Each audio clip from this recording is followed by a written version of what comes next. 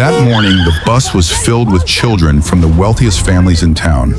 Polished uniforms, expensive backpacks, powerful parents seated up front, and behind the wheel was a 65-year-old school bus driver named Eleanor Briggs. To them, she was just an old woman in a transportation jacket. But as the bus began descending Ridgeway Hill, the brakes suddenly failed. The alarm screamed. The children panicked. The bus picked up speed. Ahead was a narrow bridge. On one side, a stone wall. On the other, a drop no one would survive at that speed. Then one wealthy father stood up and shouted, "Why did they hire this useless old woman? She's going to get our children killed." But Eleanor did not answer. She was listening. Not to the screaming, not to the insults. She was listening to the engine. Because this quiet old woman had faced roads like this before. She had faced fear like this before. She had faced death before. And no one on that bus knew the truth about who she used to be.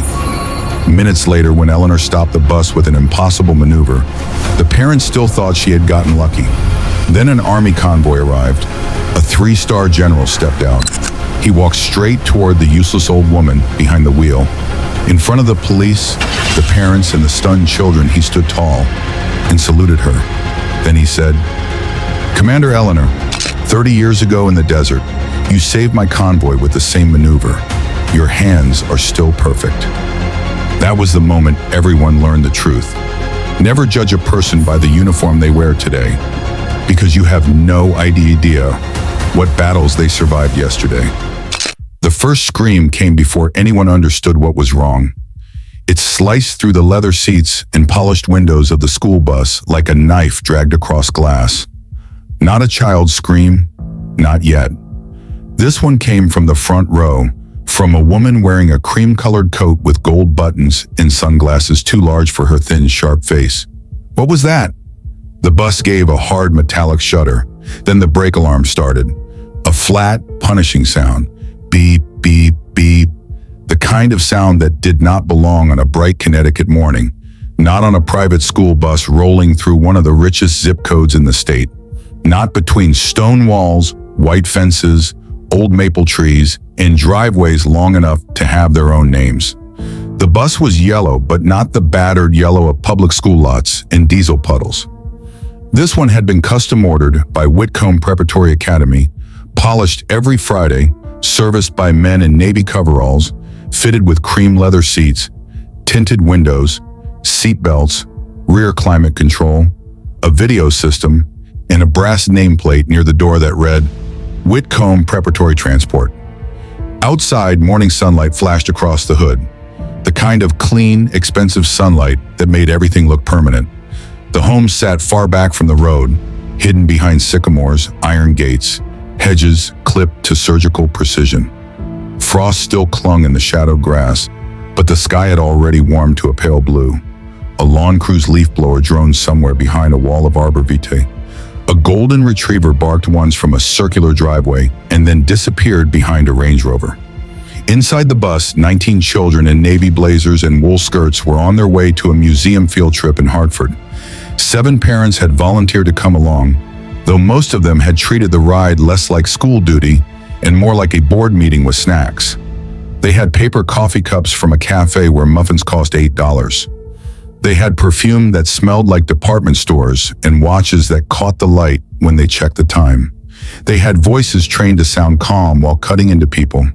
And behind the wheel sat Eleanor Briggs, 65 years old, silver hair pulled into a knot at the nape of her neck, brown hands firm on the wheel, a faded wedding band, no jewelry besides that. Her Whitcomb transportation jacket was clean but worn at the cuffs, the zipper tab rubbed dull from use. She sat upright, not stiff, not casual, just placed there like a fence post that had survived 30 winters. Her face did not change when the alarm began.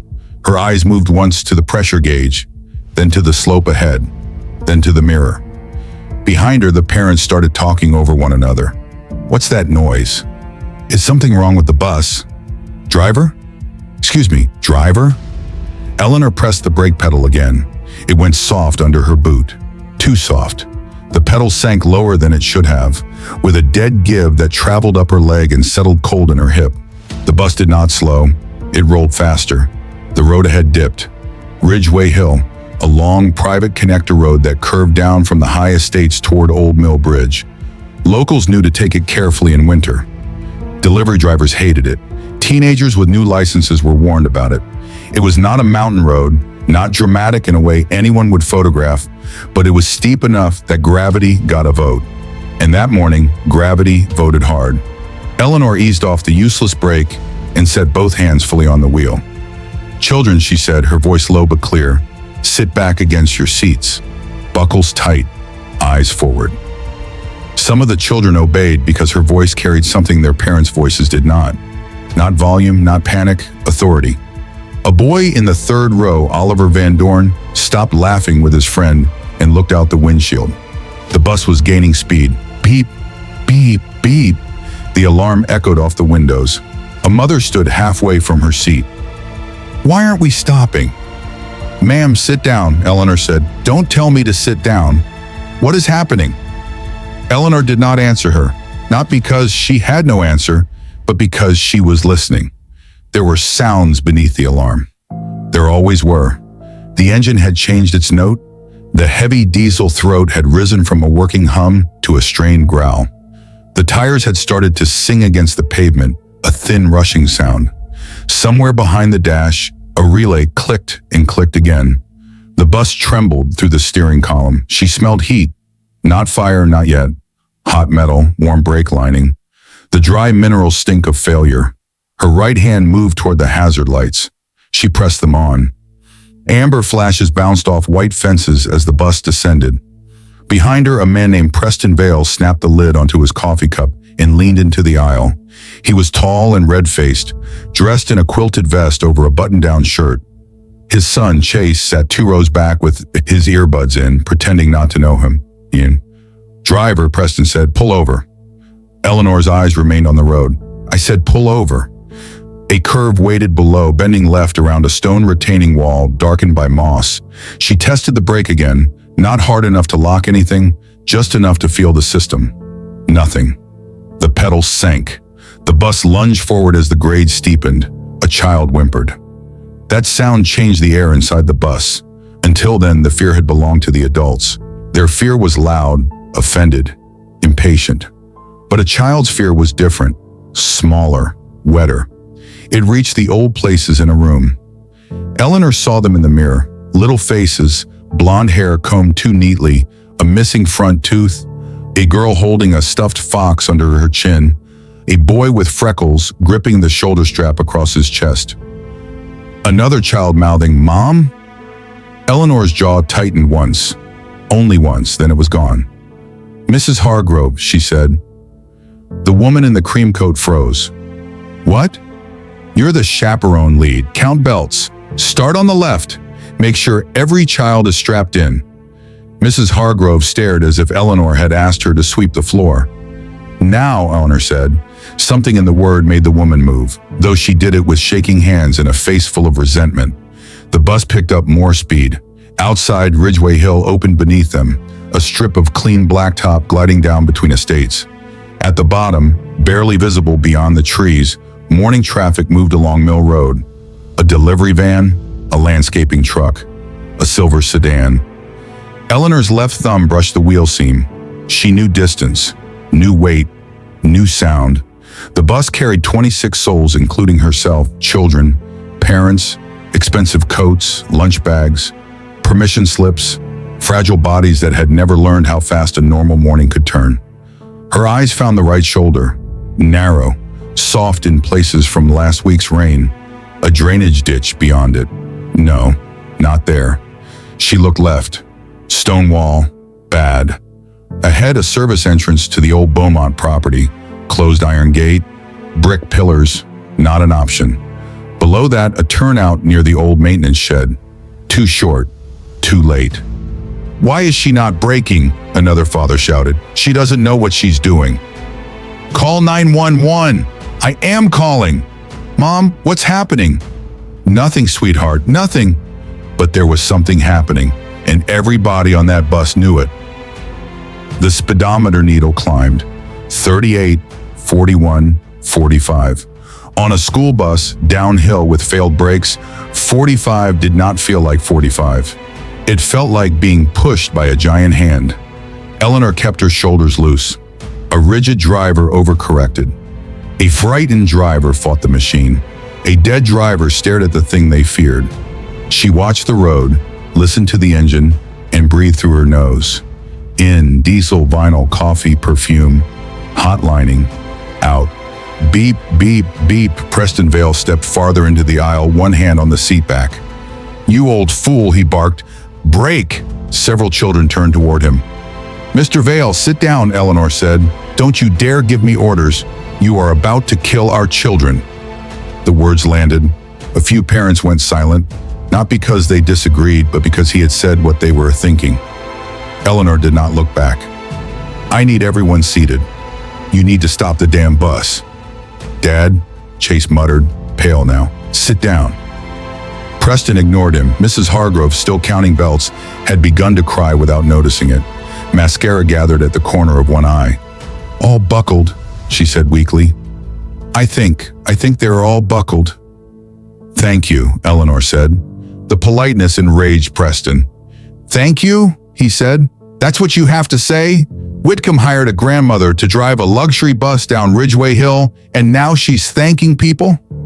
A woman in the back shouted into her phone, "We're on Ridgeway Hill. The brakes are gone. Send police, send everyone." Another parent snapped, "Tell them there are children on board." "I did tell them." The bus drifted toward the center line. Eleanor corrected gently. "Not too much, never too much." A mailbox flashed by. Then another. A black iron lamppost. A cyclist at the far shoulder jerked his handlebars and threw himself onto a lawn as the bus roared past. The children screamed then. All at once, it filled the bus from floor to ceiling. Eleanor heard it and put it where it belonged. Behind her. Not ignored, never ignored, but placed behind the task. The first curve came hard. A left bend with a stone wall tight on the outside. Eleanor downshifted once. The engine barked. The bus jolted. A mother yelped as her coffee cup flew from the seat and burst against the aisle mat. Dark liquid ran forward in a thin stream, carrying the smell of burnt espresso. The children pitched against their belts. "Easy," Eleanor said, not to them, to the bus. The rear end wavered. She felt it in the seat, in the base of her spine. A heavy vehicle had moods. People who only drove sedans thought a machine obeyed the wheel. It did not. Not always. A bus has had length, weight, momentum, a temper when frightened. Eleanor guided it through the curve. The stone wall passed within inches. The side mirror nearly kissed ivy. Then the road straightened. For half a second, the bus steadied. Then the hill dropped again, steeper. The engine whined high. A girl began praying in the fourth row, words tumbling so fast they barely formed. Another child vomited into his lap. His mother tried to unbuckle. "No," Eleanor said sharply. The woman froze. "My son is sick." "Stay buckled." "He's choking." "He's breathing. Stay buckled." "You heartless." "Stay buckled." There was no anger in Eleanor's voice. That made it worse for them.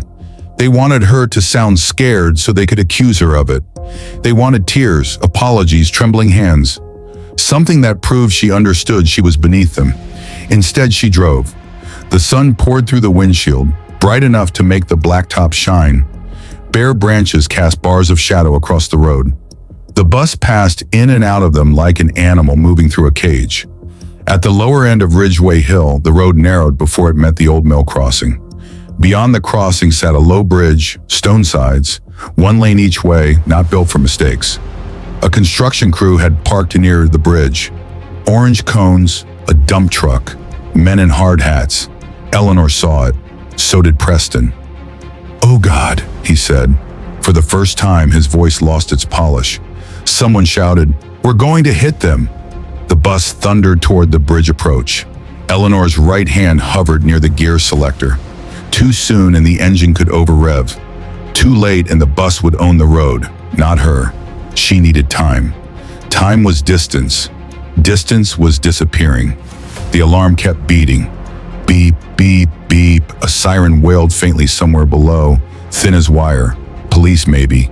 Too far. A child cried, "I want to get off." Eleanor's eyes moved over everything. The construction cones were plastic, useless. The dump truck was loaded. Hard stop, deadly. The bridge rail would tear the side open. The grass beside the road sloped into drainage. The old mill property had a gravel access path on the right, half hidden behind a rusted chain and a no trespassing sign. At the far end of that access path, if memory served, there was a sand pile near the town maintenance storage. If memory served, she had driven this road in rain, snow, fog, and one April morning when a deer came through the hedges like a ghost. She had watched road crews dump sand there every winter. She had watched boys on bicycles cut through that gravel path. She had watched the town forget to lock the chain more than once. Today the chain was up. Thin chain, old posts, maybe.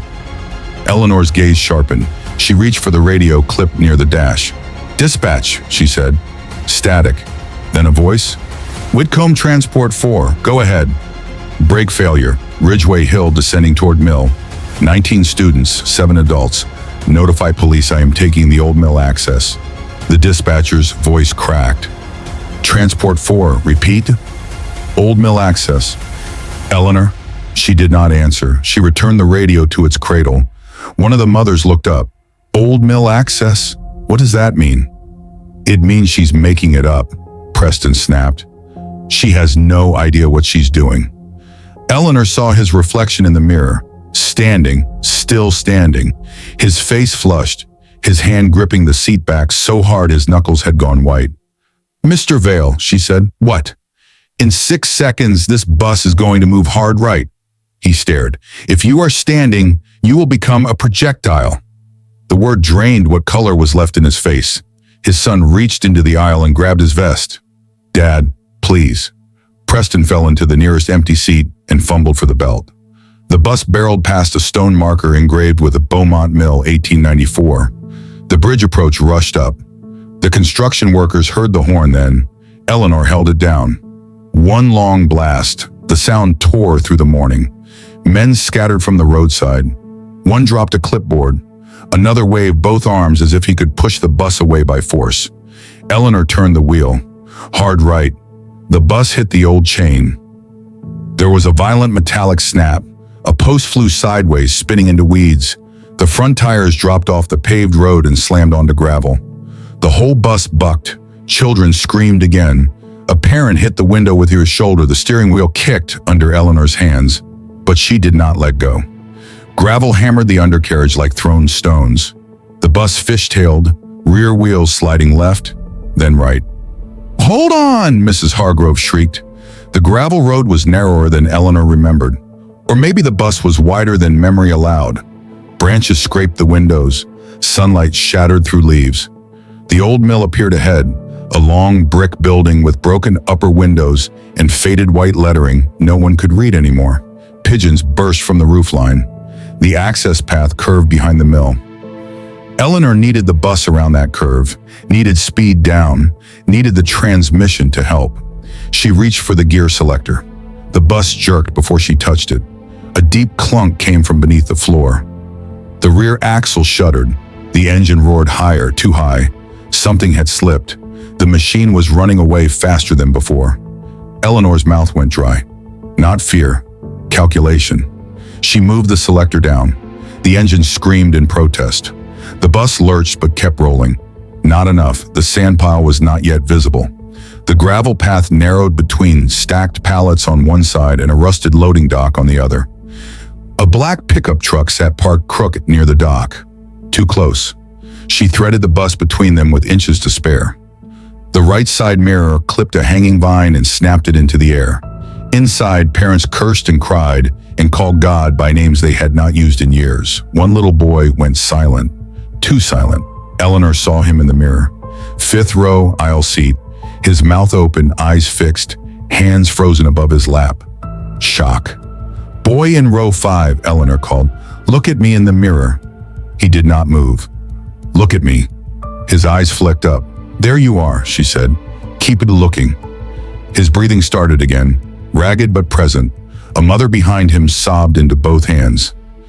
Eleanor guided the bus around the mill. The rear wheels slid across loose gravel. A stack of empty pallets exploded against the side with with a bang that made everyone duck. Wood splintered. The bus kept moving. Then the path opened. There it was, the sand pile. Not big enough, not clean enough, not where she wanted it. A rough mound of winter road sand mixed with salt, brown and gray, shoved against a concrete barrier near the maintenance yard. Beside it stood a chain link fence. Beyond that, a shallow drainage basin filled with reeds and dirty water. Eleanor's eyes took in the angle. Bad angle, fast approach. If she hit the sand straight, the bus might climb, pitch, and roll. If she missed it, they would hit the fence and drop into the basin. If she took it on the side, maybe.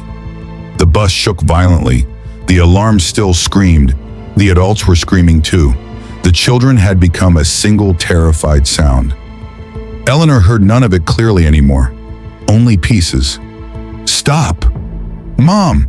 She's going to kill us! Jesus, help us! Do something! And beneath them all, Preston Vale's voice, raw and furious. This is why you don't hire old women for jobs like this. The words struck the back of Eleanor's neck. For the first time since the alarm began, something crossed her face. Not hurt. Recognition. As if she had heard that sentence before in other mouths, other rooms, other decades. Not old women. Other words. Too small. Too colored. Too poor. Too female. Too late. Too much. She had spent a lifetime being measured by people who had never carried weight in their hands. Men with clean fingernails. Officers with soft bellies. Contractors with clipboards. Parents with imported boots planted on bus steps, asking if she was sure she knew the route. She knew roads. She knew hills. She knew machines under stress. She knew the sound a human being made when pride cracked open and showed fear underneath. But none of that mattered right now. Only the children mattered. Her boot pressed the brake once more. Dead, she let it go. Everyone brace, she said. No one heard her, so she raised her voice, and it filled the bus like a command bell. Brace! This time they heard. Parents folded over children. Children gripped belts. Mrs. Hargrove buried her face against the seat in front of her. Preston clutched the seat back and shut his eyes. Eleanor did not shut hers. She aimed not at the sand pile, at the edge of it, the dirty shoulder where friction could bite. Her hands settled at 10 and 2. Old training lived in bone after muscle forgot. The bus hit the first lip of sand with the right front tire. The impact slammed through the frame. The wheel jerked left. Eleanor countered. The bus leaned, a heavy, sickening tilt. The left side lifted just enough for loose backpacks to slide across the floor. Children shrieked. Sand blasted up against the windows. The bus plowed along the mound at an angle. Metal groaning, tires chewing, the right side dragging through sand and salt. Speed dropped. Not enough. The bus lurched forward, grinding. The rear wheels hit the edge of the mound. Another violent jolt. A window cracked in a white spiderweb near the back. The smell of hot rubber filled the cabin. Eleanor held the wheel steady, arms locked but alive, letting the sand take what the brakes could not. The chain-link fence rushed closer. Too close, she eased left. A little. Only a little. The bus responded late, sluggish, angry. The rear end swung. For one breath, the entire vehicle seemed undecided between stopping and rolling over. Eleanor felt the weight climb, felt it hang there. A breath, a hinge, a judgment. Then the right rear wheels dropped back down. Hard. The bus slammed level. A child cried out in pain. The front bumper smashed through a wooden sawhorse. The bus rolled another 20 feet. 10, 5. The engine coughed. The alarm kept screaming. Then, with a final grinding sigh, the bus stopped. Silence did not come all at once. First the motion stopped. Then the gravel stopped ticking under the tires. Then the children's screams broke apart into sobs. Then the parents realized they were alive. The alarm still beeped. Beep, beep, beep. Eleanor reached forward and shut off the engine. The alarm died. The sudden quiet was almost worse. In that quiet, the bus seemed to breathe. Metal pinged under the floor. Steam hissed somewhere near the front wheel. A cracked plastic panel swung loose beneath the dash. Coffee dripped steadily from the edge of a seat onto the rubber mat. Outside, a torn chain lay in the gravel behind them. Sand dust floated in the sunlight. Far off, sirens grew louder. Eleanor kept both hands on the wheel for 1 second longer. Then she released it. Her fingers were stiff, not shaking. Stiff, she looked in the mirror. "Is anyone bleeding?" she asked. No one answered. "Check your children. Slowly. Keep belts on until I say." Her voice was hoarse now, still calm but scraped at the edges. Miss Hargrove lifted her head first. Her sunglasses were gone. One lens lay cracked in the aisle. She turned toward the girl beside her and touched the child's face with both hands. "Amelia, Amelia, baby, look at me." "I'm okay," the girl whispered. Other parents began checking arms, faces, knees. The boy who had vomited was crying but breathing. The silent boy in row 5 was staring at Eleanor in the mirror, exactly as she had told him to. "Good," she said to him softly. He nodded once. Then Preston Vale unbuckled. The click sounded too loud. He rose from his seat, unsteady at first, then gathering himself as men like him often did after fear, by looking for someone smaller to blame. His hair had fallen across his forehead. His vest was dusty. One cheek had gone pale where the seatbelt had caught him. He looked around at the crying children, the cracked window, the sand smeared across the glass. Then he looked at Eleanor. "You reckless, incompetent old woman." The words landed in the steamed bus. Eleanor turned slowly in her seat. Not all the way, just enough to look at him. Preston pointed at her with a trembling hand. "You took us off the road. You crashed a bus full of children." A few parents stared at him. A few, still in shock, seemed to welcome the direction of his anger. Mrs. Hargrove wiped her face. "Preston, no," he snapped. "No, I want witnesses. Every person on this bus saw it. She lost control." Eleanor said nothing. He stepped into the aisle. "You had no business behind that wheel. None. My God, look at you. Whitcomb puts our children in the hands of someone who should be playing bingo at a community center." His son said, "Dad, stop. You stop. Do you understand how close we came? Do you?" Chase looked at Eleanor, then away. The boy was old enough to know shame and young enough not to know what to do with it. Eleanor unbuckled her seatbelt. The movement was slow, deliberate. She stood. The bus watched her. She was not tall, not anymore. Age had taken some height from her spine, a fraction at a time. But standing in the aisle of that damaged bus, with dust on her jacket and sunlight cutting across her silver hair, she did not seem small. She looked first at the children. "Everyone stay seated," she said. "Help is coming. If you feel pain in your neck or back, do not move. If you smell smoke, tell me." Then she turned toward Preston. "I understand you are frightened." That made him angrier. "Frightened? Don't patronize me." "I'm not. You nearly killed us." "No. You think because we stopped, you did something right?" Eleanor held his gaze. Outside, sirens grew closer. Blue and red light began to flicker faintly through the trees. Preston jabbed his finger toward the cracked windshield. "You will never drive for Whitcomb again." "I'll make sure of that. I'm on the transportation committee. Do you know what that means?" Eleanor looked at his finger, then at his face. "I know what committees mean." Several parents shifted. The line was quiet, almost tired, but it carried. Preston's mouth tightened. "You think this is funny?" "No." "You think you can smirk your way out of this?" "I'm not smirking. You destroyed school property. You endangered minors. You ignored parents' instructions.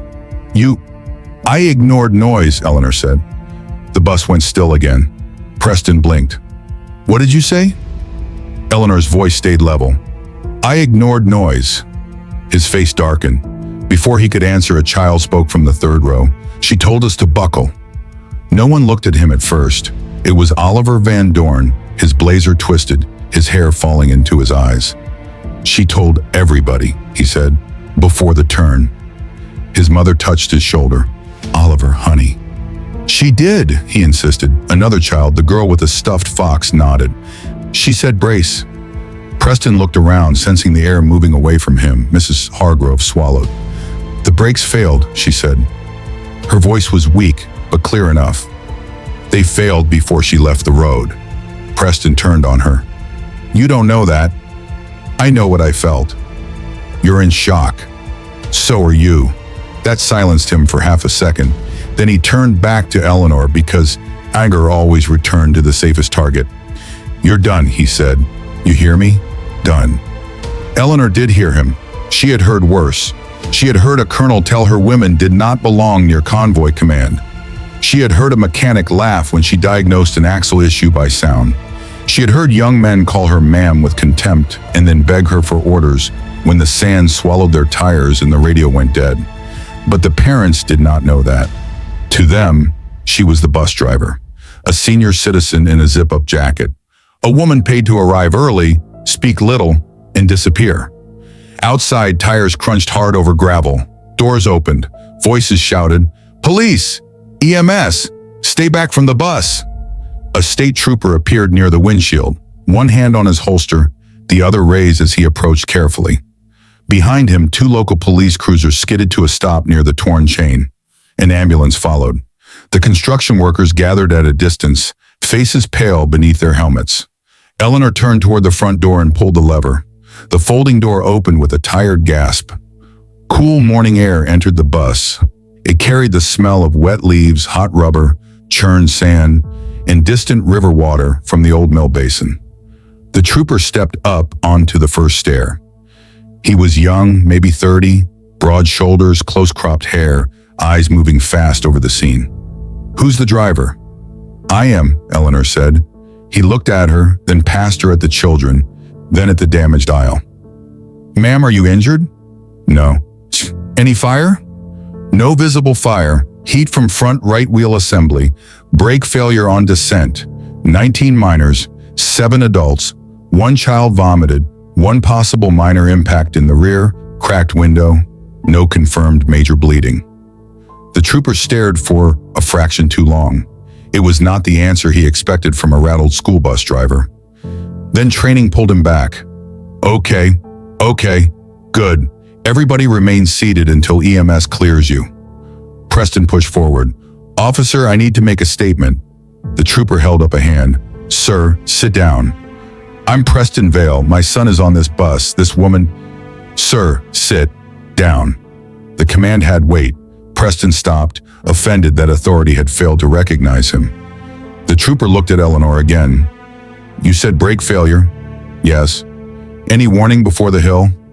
"No warning light prior to pressure loss. Pedal went soft after the upper curve. Audible alarm followed." The trooper nodded slowly.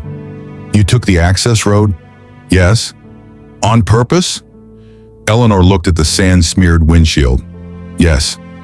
Behind her, Preston gave a bitter laugh. "On purpose, wonderful." The trooper ignored him. Another police officer came to the door, older, heavier, breathing hard. "Dispatch says Army convoy is 2 minutes out. They were on Road 7, heard the call, diverting with state police escort." The young trooper frowned. "Army convoy?" The older officer shrugged. "Some training movement? They're bringing heavy recovery equipment, I guess." Eleanor's expression did not change, but her left hand, resting at her side, curled once into a loose fist. Outside, the sirens multiplied. Not just police now. A deeper sound came from beyond the trees. Diesel engines, several of them. Heavy vehicles moving with disciplined spacing. The children heard it before the adults did. Heads turned toward the windows.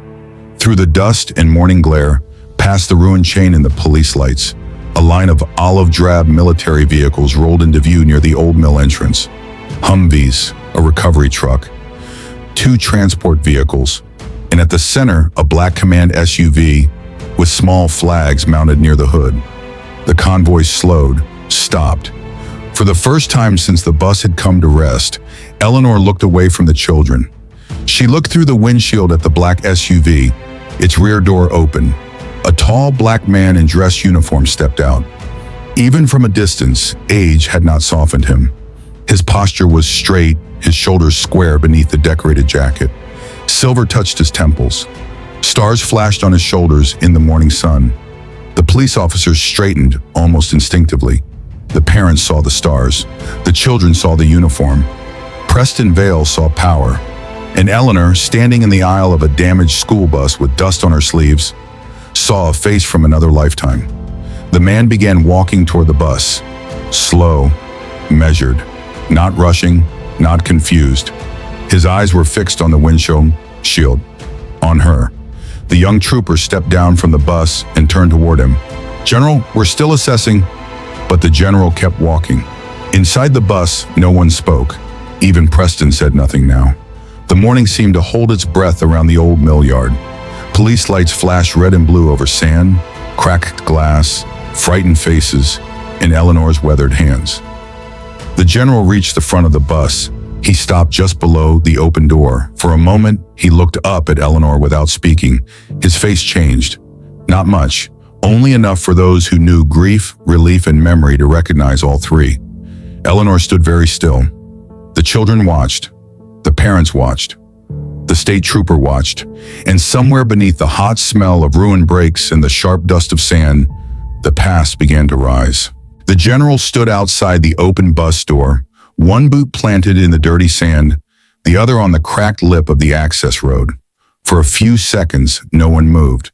The old mill yard held its breath.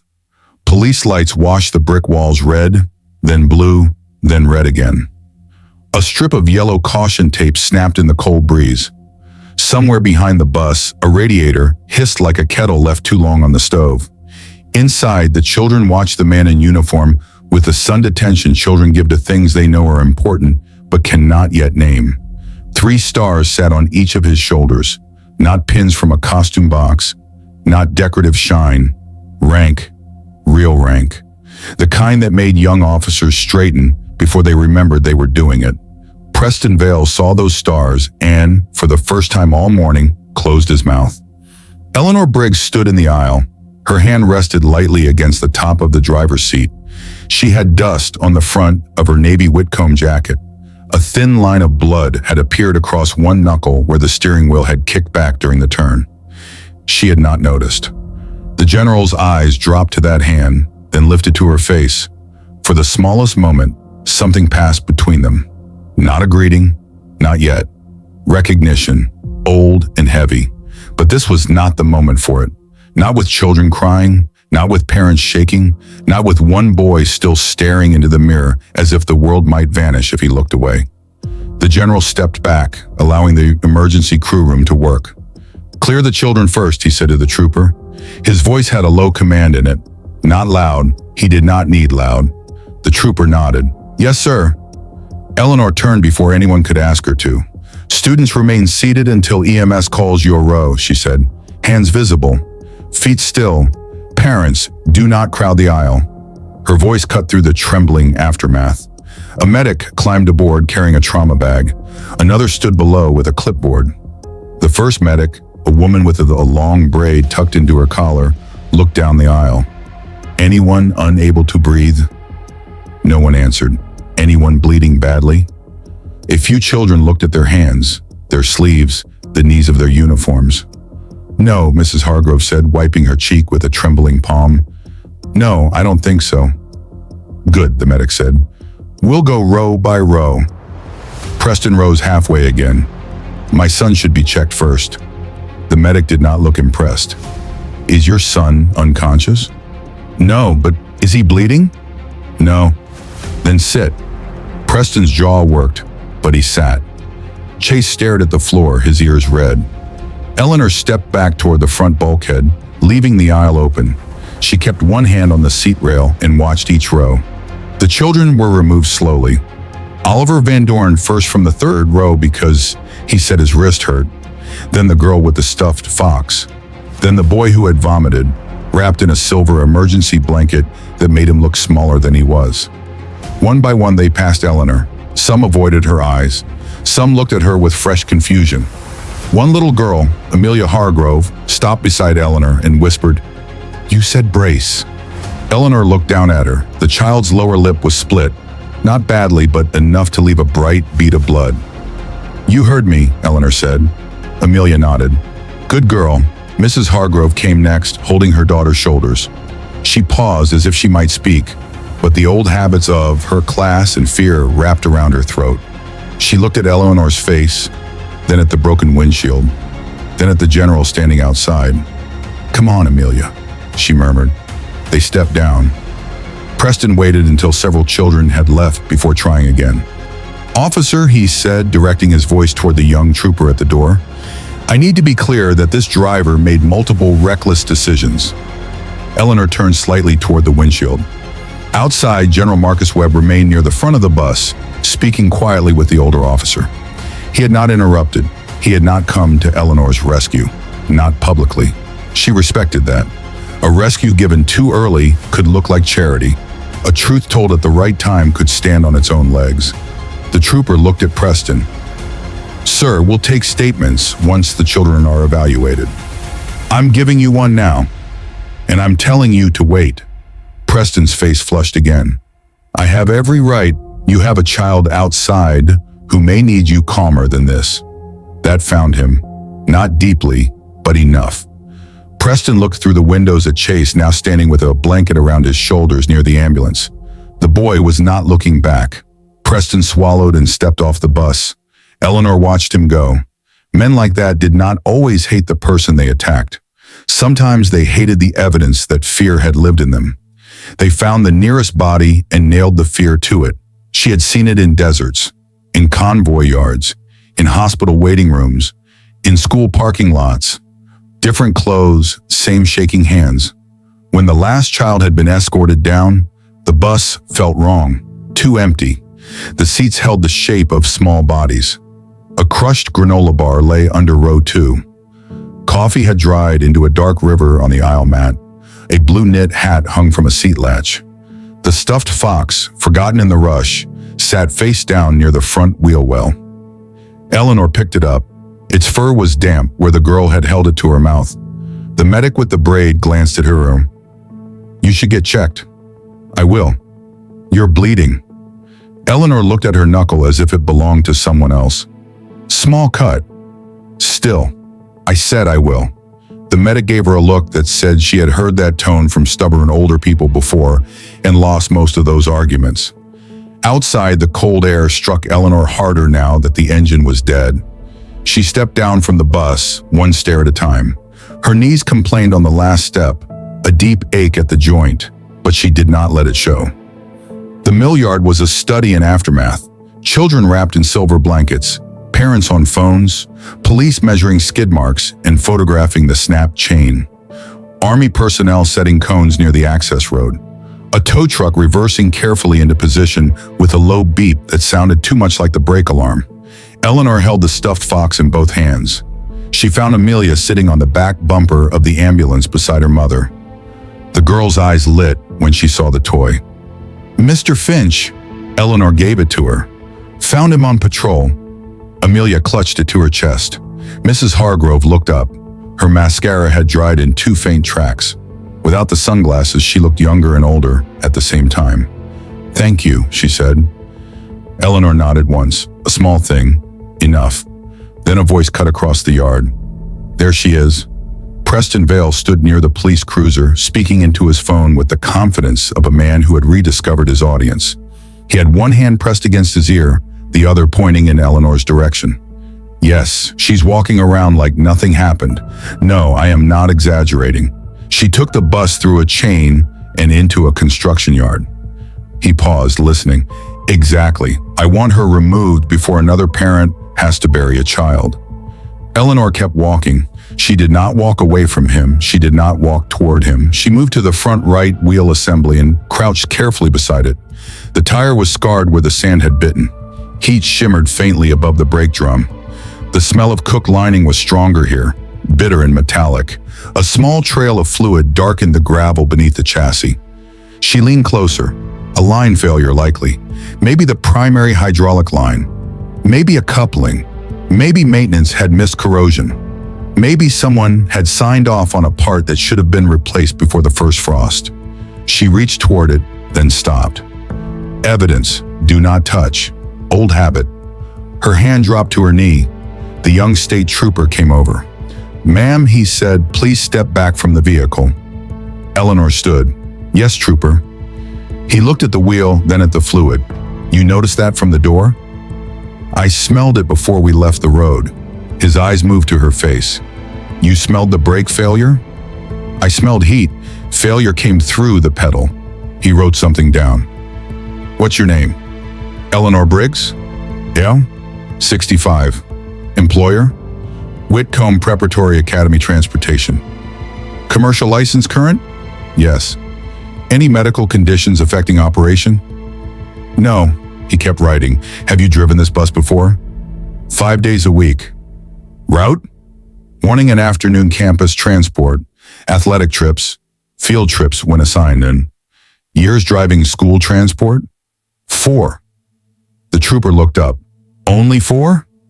Eleanor did not answer immediately. Behind the trooper, General Webb had gone still. He heard the question.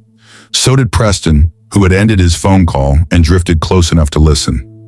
4 years school transport, Eleanor said. The trooper waited, pen ready. Preston gave a humorless laugh. You see, 4 years, 4 years, and Whitcomb puts her behind a custom coach with children whose families keep that school alive. The trooper turned. Sir, step back. I'm simply stating a fact. You're interfering. I'm a witness. You're a distraction. That earned a few looks from the parents. Preston's mouth thinned. The trooper turned back to Eleanor. Any prior heavy vehicle experience? Eleanor looked past him. The question had opened an old door. She could smell sand again, but not Connecticut sand. Hotter, sharper, dry enough to crack lips. She could hear engines idling in a line under a dead white sky, men shouting over rotor wash, a radio popping with static, a young soldier asking her if the route was safe and trying to hide that his hands were shaking. She closed the door. Yes, she said. What kind? Trucks. What class? Military transport. The trooper's pen stopped. Preston snorted. Military transport, of course. Eleanor looked at him then, not sharply, not with anger, just a clean look. Preston did not hold it long. The trooper resumed writing. Unit? United States Army. Year served? 32. A small silence opened. The trooper's pen hovered again. General Webb lowered his eyes, not out of shame, but memory. Preston shifted his weight. 32 years did not fit the picture he had built of her, so he dismissed it before it could settle. Well, that's very nice, but this isn't a war zone. This is Connecticut. Eleanor almost smiled. Almost. No, she said. It is not. The trooper glanced between them. Mrs. Briggs. Ms. Briggs. Ms. Briggs, I'll need a full statement, but not here in the cold. I can give it now. You don't have to. I know. The trooper studied her again.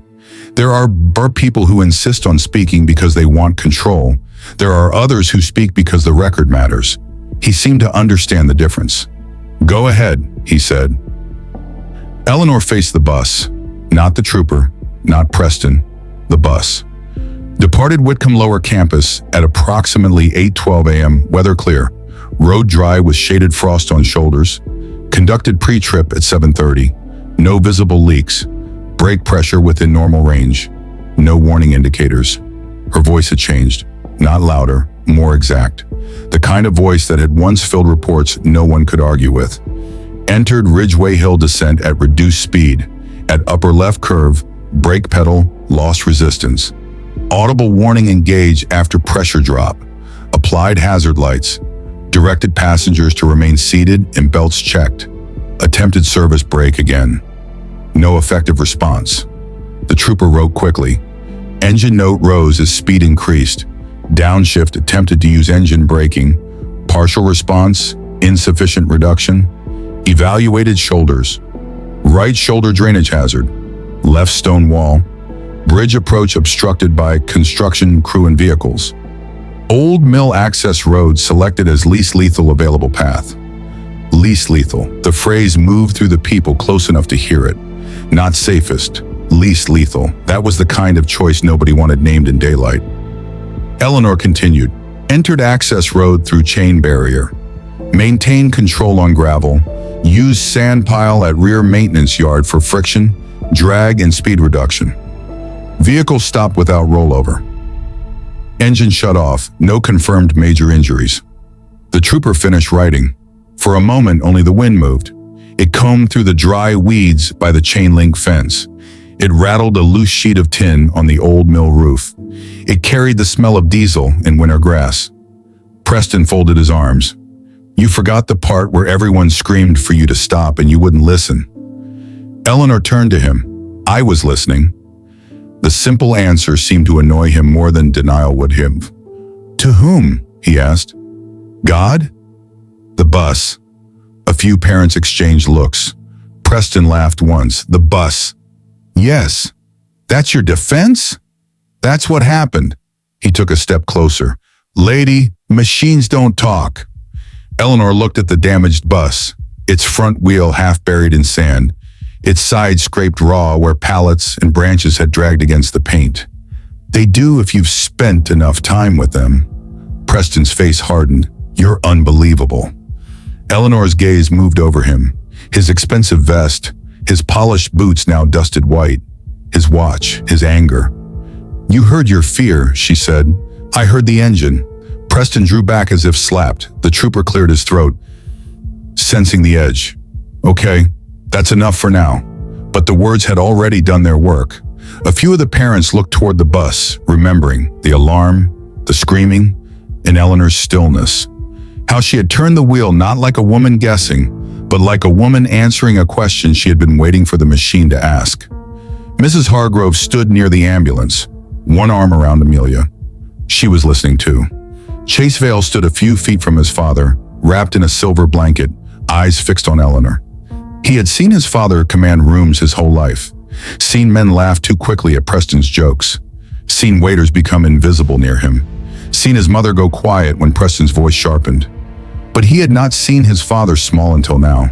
Not physically, something else. A smallness that came from not knowing what to do when money, volume, and confidence stopped working. A paramedic approached Eleanor with gauze and disinfectant. Hand, she said. Eleanor gave it. The antiseptic stung. The cut was shallow but jagged. The medic cleaned it and wrapped 2 fingers together with white gauze. You should sit, the medic said. I've been sitting. You know what I mean. Eleanor looked toward the children. Check them first. They're being checked. Then I'll stand. The medic sighed. You army people are all the same. Eleanor's eyes flicked to her. The medic paused. Sorry, my dad was a medic in Fallujah. Is he living? Yeah, stubborn as a mule. Good. The medic taped the gauze and smiled faintly. The exchange was small, but General Webb heard it. His face tightened just a fraction. Eleanor avoided looking at him, not because she feared him, because memory had a cost, and she had already spent enough of herself getting that bus stopped. The school's first black SUV arrived 15 minutes after the crash. Too clean, too fast. It came down the access road with its tires crunching over gravel, then stopped short of the police line. A man in a camel coat climbed out, followed by a woman with a tablet clutched to her chest. Duncan Merrow, Whitcomb Preparatory's head of operations, late 40s, smooth face, soft hands, the kind of administrator who used words like liability environment and optics while children stood bleeding in front of him. He ducked under the caution tape before anyone told him not to. Where's the driver? He demanded. The older officer intercepted him. Sir, stay behind the line. I'm responsible for this vehicle. You're responsible for staying behind the line. Duncan looked past him and spotted Eleanor. His expression shifted from alarm to irritation. Eleanor, she turned. Mr. Merrow, what happened? Brake failure. He looked at the damaged bus, then the police, then the parents, then the general. The general made him nervous, but not enough to make him wise. Brake failure, Duncan repeated, already calculating. Yes. Were there warning signs? No. You completed the pre-trip? Yes. Documented? Yes. The woman with the tablet whispered something to him. Duncan waved her quiet. Preston moved towards them like a man recognizing an ally. Mr. Merrow, Preston Vale, we've met at the Capitol campaign dinner. Duncan's face cleared with recognition. Mr. V, I'm so sorry. You should be, Thurbish. This woman nearly killed every child on that bus. Eleanor watched Duncan absorb the accusation. Not evaluate it. Absorb it. There was a difference. His eyes moved to the parents, to their phones, to their status, to whatever invisible ledger schools like Whitcomb kept behind every public act. "Let's not get ahead of the investigation," Duncan said, but his voice lacked conviction. Preston heard the weakness and pressed. She took the bus off-road. "To avoid the bridge approach," Eleanor said. Preston ignored her. "She destroyed property. She ignored us. She was completely out of control." Duncan turned to Eleanor. "Did you leave the roadway?" "Yes." "Without authorization?" Eleanor looked at him. "The brakes failed." "That's not what I asked." General Webb's head lifted slightly. The older officer noticed. So did the trooper.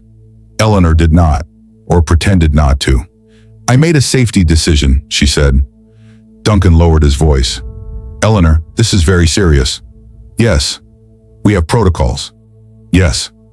"Drivers are not empowered to improvise with students on board." A brittle silence formed around that sentence. Even some of the parents looked at him. Eleanor's face remained calm.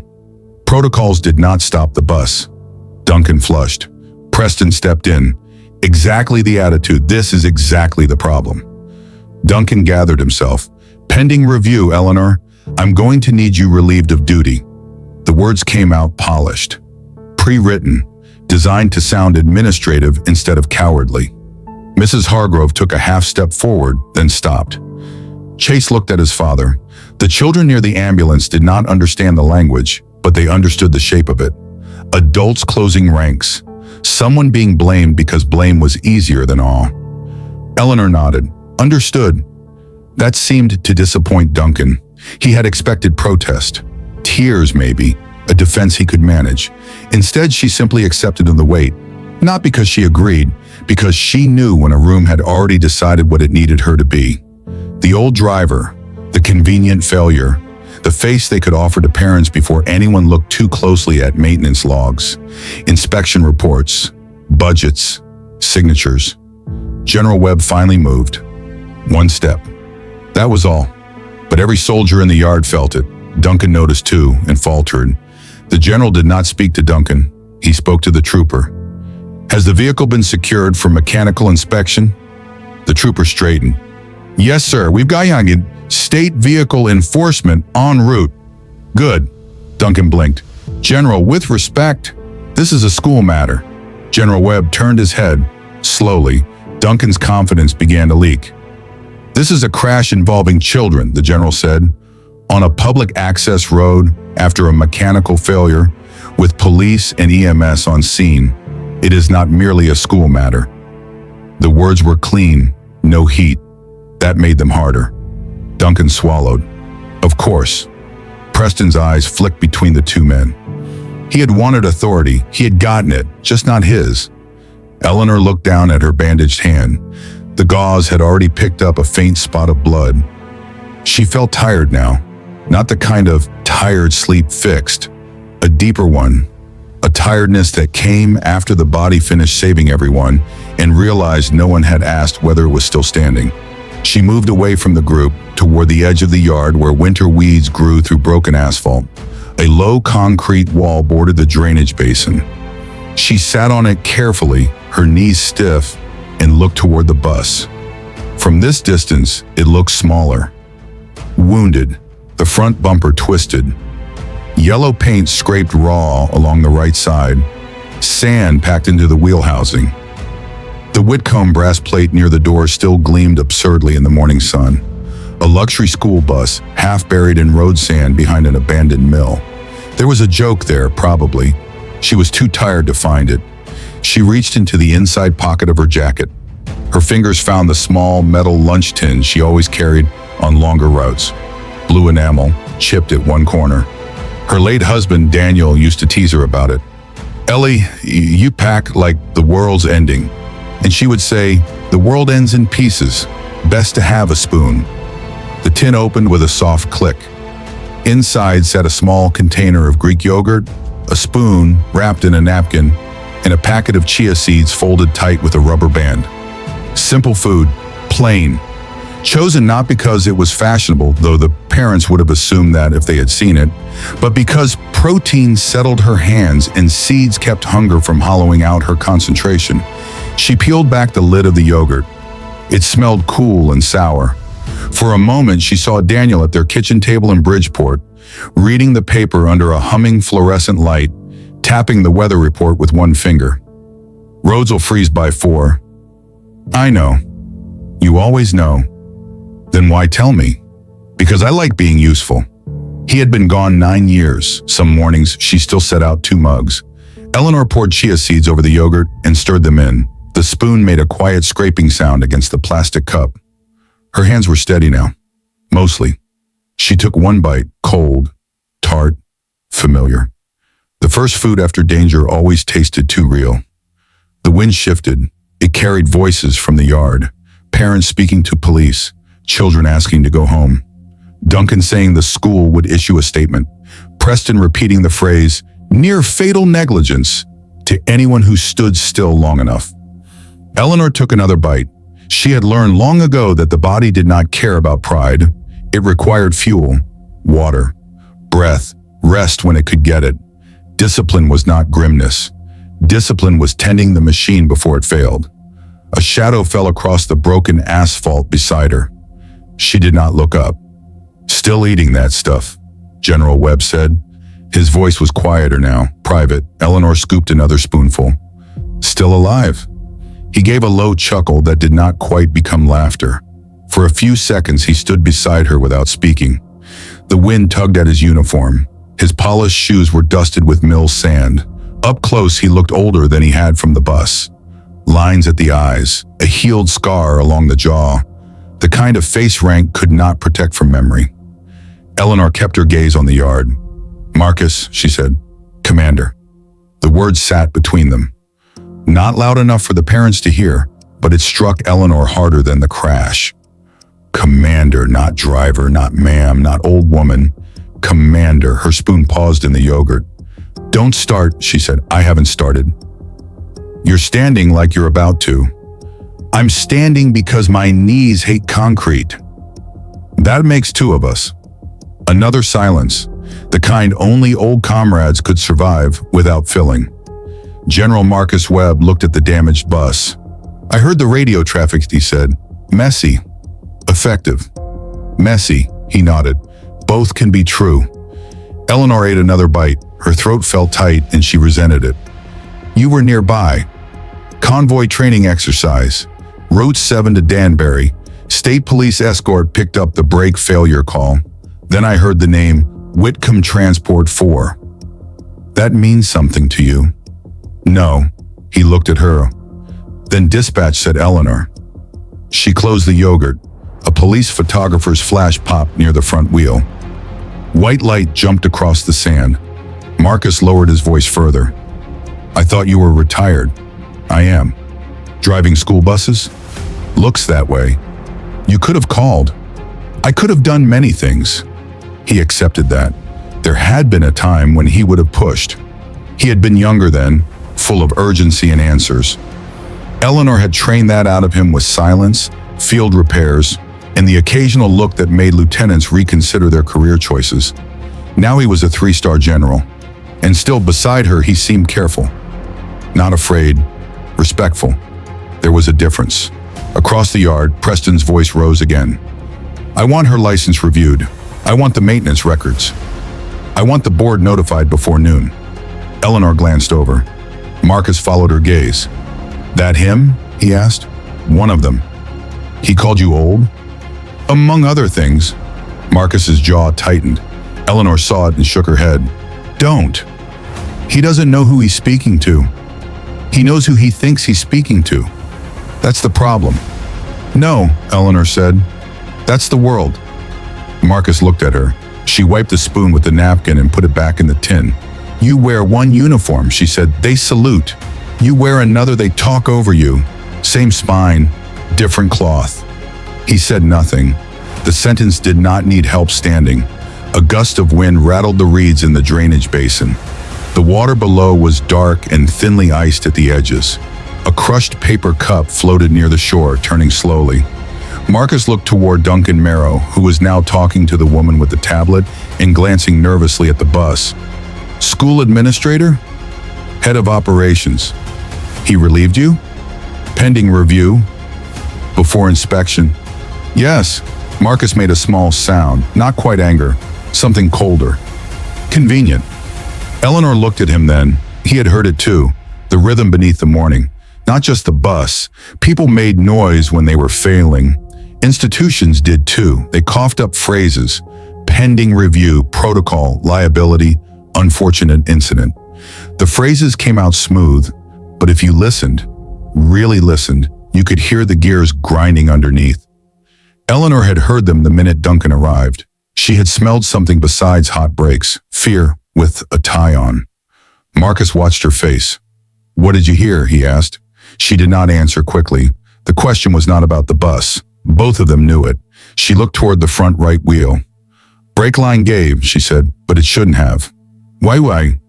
That bus was in service yesterday. Pressure was clean this morning. No warning, no slow fade. It went all at once after the upper curve. Could happen. Could. But you don't think so? Eleanor's eyes narrowed slightly. Last month I wrote up a low-pressure lag on Transport 2. Took them 12 days to clear it. Marcus listened. 3 weeks ago, I wrote up uneven pull on this bus. Front assembly cleared overnight. By whom? Maintenance contractor. School-owned shop? No, outsourced. Name? She looked at him. Marcus? What? You were standing in a police scene in dress uniform asking me contractor names like, you're still a captain trying to steal motor pool files. He almost smiled. Old habits. You have stars now. Behave like it. I am behaving like it. No, you're enjoying yourself. The smile appeared this time, brief and real. Then it faded as Preston approached. He had seen them speaking. He had seen the general lean toward her, not down to her. That bothered him. Men like Preston understood proximity to power as property. If someone beneath him had it, something in the order of things had gone wrong. General, Preston said, forcing warmth into his voice.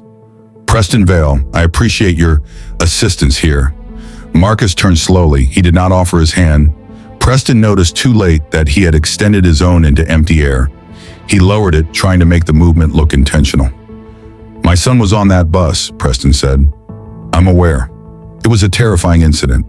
Yes. And while I respect Mrs. Briggs' military service, if indeed, Eleanor's eyes lifted. Marcus's face did not move. If indeed, he said. Preston smiled, the careful smile of a man stepping backward without appearing to retreat. I only mean we haven't had verification. Emotions are high. People say things after trauma. Marcus looked at him for a long second. The mill yard seemed to quiet around them, though nothing had stopped.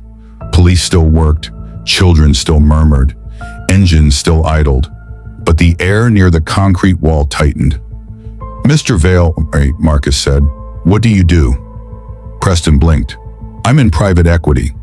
Then I'll assume you know the value of not making claims before due diligence. Preston's smile stiffened. Of course. Apply that here. A flush climbed up Preston's neck. Eleanor looked away, not to hide amusement, to avoid giving Marcus the satisfaction of seeing it. Preston recovered by turning back to her. My concern is simple. A woman of Mrs. Briggs' age should have had a second driver or safety officer on board for a trip like this. Eleanor's spoon stopped midway into the tin. There it was again, a gigger, always framed as concern by people who had never earned the right to be concerned.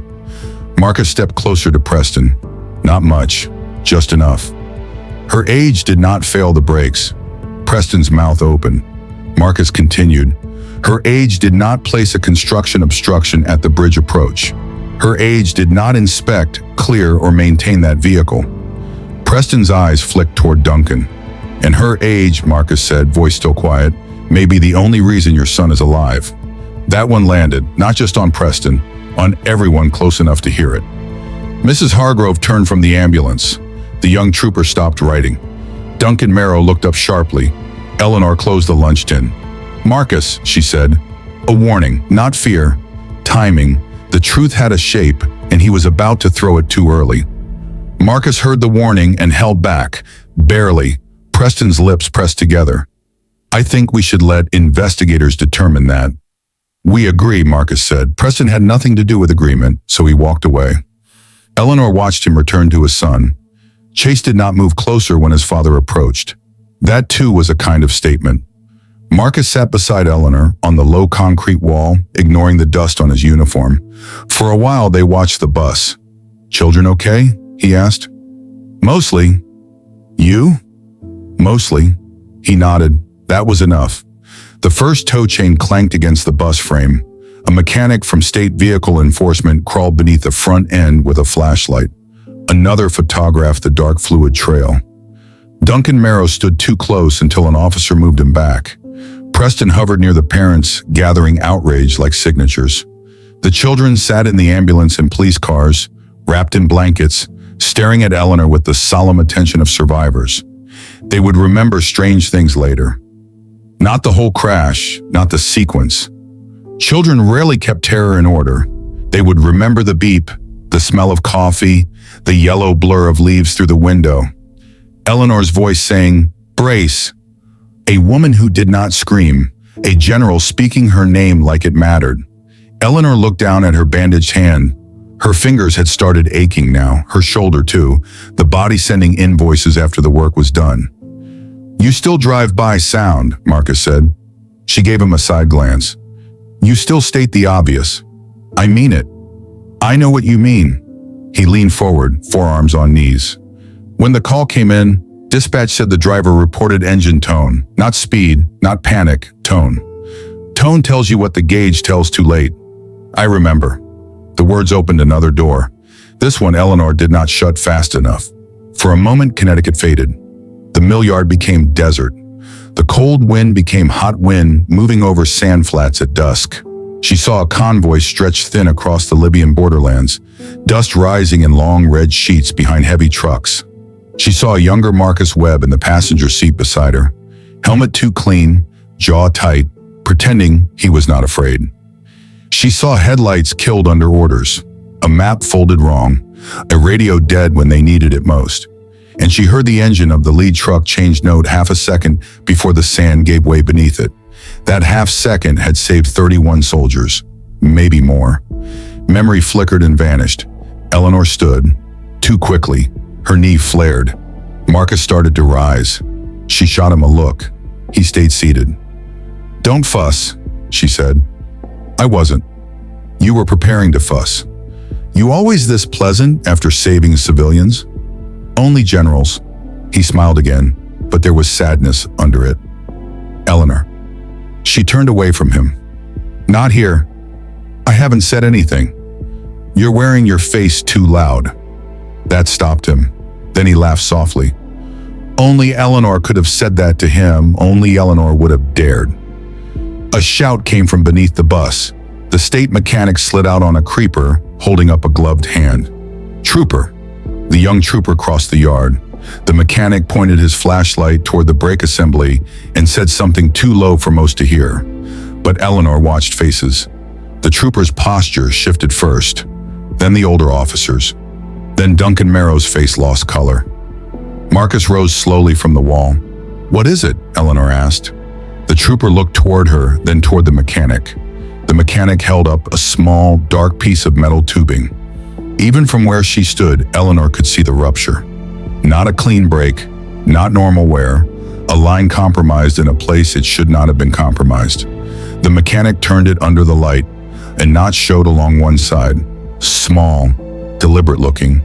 Or maybe not. The kind of mark that would require more than a glance and less than an accusation. Eleanor's stomach went still. The morning had been bad enough as an accident, but some failures had fingerprints. The trooper bagged the piece. Duncan Merrow stepped forward. "Is that from the bus?"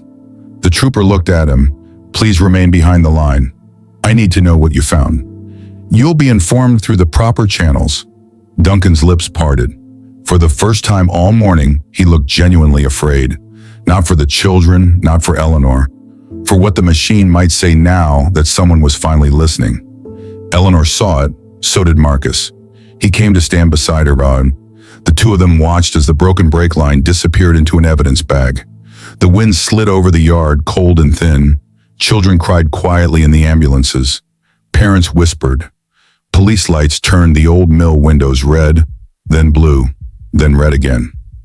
Eleanor Briggs, bus driver, 65 years old, relieved pending review, stood with her hands at her sides and listened.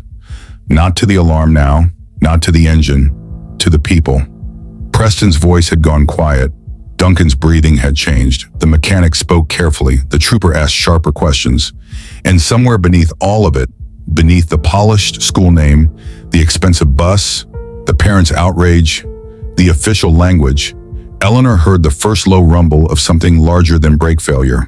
A hidden machine. Old, greased, protected by money and manners. It had made one mistake that morning. It had underestimated the woman behind the wheel. The evidence bag looked too small for the damage it carried. A thin piece of brake line rested inside the clear plastic, dark with fluid, its torn end jagged under the pale Connecticut sun. The young state trooper held it like it might bite through the bag if he gripped it wrong. For a moment, no one in the mill yard moved. The children were still being checked by EMS. Parents stood in clumps near the ambulances, wrapped in coats in outrage, their voices low now. The school bus sat wounded in the sand, yellow paint ripped along its right side, front bumper bent crooked, windshield cracked in one corner like ice on a pondane. But all eyes had shifted from the crash to the line in the bag, because even people who knew nothing about engines understood one thing. Metal did not always fail in a neat little place unless something had helped it. Duncan Merrow, Whitcomb Prep's head of operations, stared at the bag with a face gone gray beneath its careful grooming. "What exactly are you suggesting?" he asked. The state mechanic, a broad man with a flashlight clipped to his vest, did not answer him. He turned the bag toward the trooper. "Needs lab confirmation," the mechanic said. "But that scoring on the outer wall isn't typical road corrosion." Duncan gave a sharp laugh that had no humor in it. "This bus is inspected regularly." The mechanic glanced at him.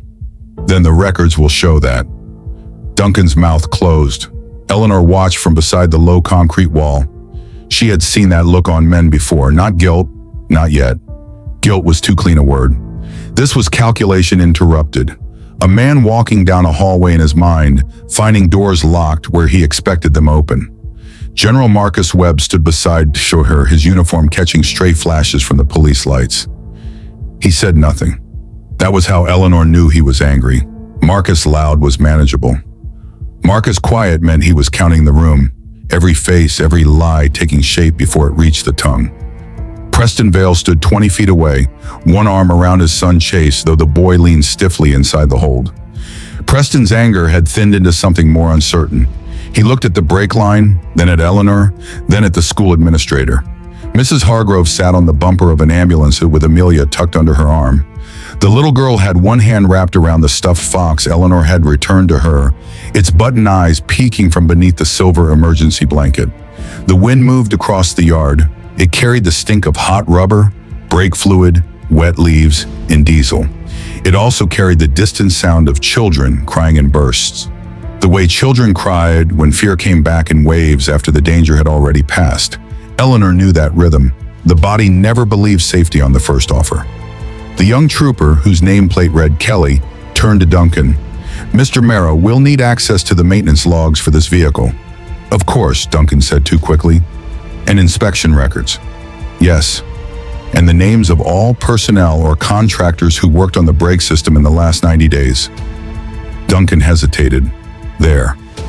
A pause no longer than half a breath. But Eleanor heard it. So did Marcus. The trooper heard it too. His pen stopped moving. 90 days, Duncan repeated. "That's what I said." "I'll have to check with our legal department." Trooper Kelly's expression did not change. "You can check with whoever you like. We'll still need the records." Preston stepped forward, finding a new lane for his fear. "Are you saying someone tampered with the bus?" "No one is saying that yet," the mechanic said. "But we found a failed brake line with unusual scoring." "Which means?" "It means we found a failed brake line with unusual scoring." Preston did not like that. He wanted certainty when it pointed away from him and towards somebody punishable. Eleanor looked back at the bus. The bus gave no answers. Machines did not confess. They only showed the shape of what had been done to them. She could still feel the pedals sinking under her boot. That dead softness.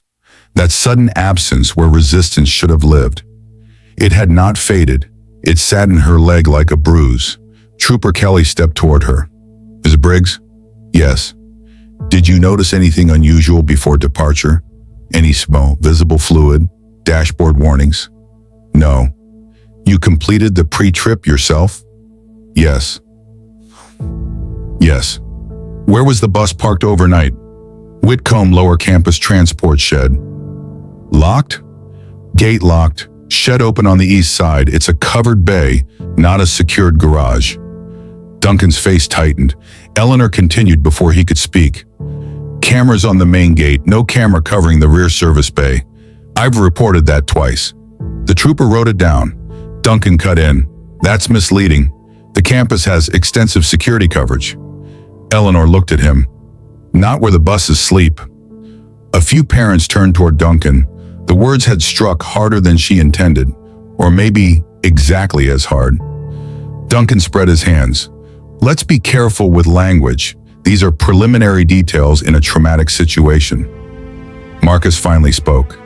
"Children nearly went off a bridge, Mr. Marrow. Careful language can wait behind clear facts." Duncan swallowed whatever he wanted to say. The trooper asked Eleanor another question. "Who cleared this bus after your last maintenance note?" Eleanor looked toward the mechanic bagging the brake line. "Metro Fleet Services." Duncan shifted. Trooper Kelly looked up. "Specific technician?" "I don't know. The clearance came through operations." All eyes went to Duncan. He adjusted his coat. "Our maintenance process is documented. Drivers submit concerns electronically. Operations routes those concerns to the contractor. The contractor evaluates and clears vehicles according to state requirements." "And you personally review those clearances?" the trooper asked. Duncan blinked. "I oversee the department." "That wasn't the question." A flicker of irritation crossed Duncan's face.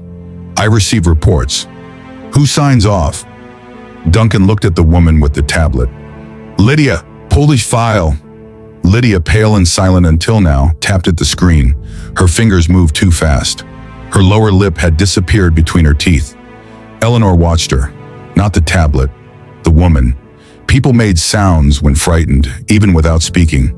Lydia's heel clicked against gravel in a rapid, uneven beat. Her breath came high. She kept glancing at Duncan, not for guidance, but permission. After several seconds, Lydia said, "Transport 4 had a brake inspection, notice closed 17 days ago." "By whom?" Trooper Kelly asked. Lydia's eyes flicked to Duncan. Duncan took the tablet from her. "I can provide the official record through counsel." Marcus took one step forward. The soldiers behind him did not move, but the air did. Trooper Kelly held up a hand, not to Marcus, but to the whole yard.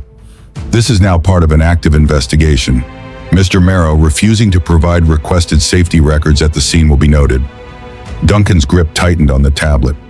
"Fine," he said. He handed it back to Lydia. She turned the screen toward the trooper. "Closed by Metro Fleet Services. Technician listed as Grant Voss. School approval entered by D. Marrow." There it was. Not guilt, not proof, but a line on a page. Eleanor saw Duncan's face go flat. Preston Vale saw it too. The parents murmured now, soft at first, then sharper. "What does that mean? He approved it? 17 days ago? My child was on that bus." Duncan lifted his voice. "Approval means administrative processing. It does not mean I physically inspected the vehicle." "Then who did?" Mrs. Hargrove asked. She had stood without Eleanor noticing. Amelia remained on the ambulance bumper, clutching her fox, watching her mother with wide eyes. Duncan turned. "Mrs. Hargrove, I understand you're upset." "No," she said. The word was small, but it stopped him. She stepped closer, blanket slipping from one shoulder. "You don't understand anything. My daughter was bleeding on that bus while you asked about authorization." Duncan's face tightened. "That is not fair." Mrs. Hargrove gave a quiet laugh that broke apart before it became sound. "Fair? She looked toward Eleanor, then toward the sand mound where the bus had stopped. The only person here who was fair to our children was the woman we all kept yelling at. The parents fell silent. Preston looked away. Eleanor felt the words land and wished they had not. Praise in public could be as heavy as blame. Both made a person stand where everyone could stare. Trooper Kelly cleared his throat and turned to the mechanic. "Can the vehicle be moved?" The mechanic shook his head. "Not until we finish documenting the front assembly. Tow after that." Marcus looked at the road beyond the mill.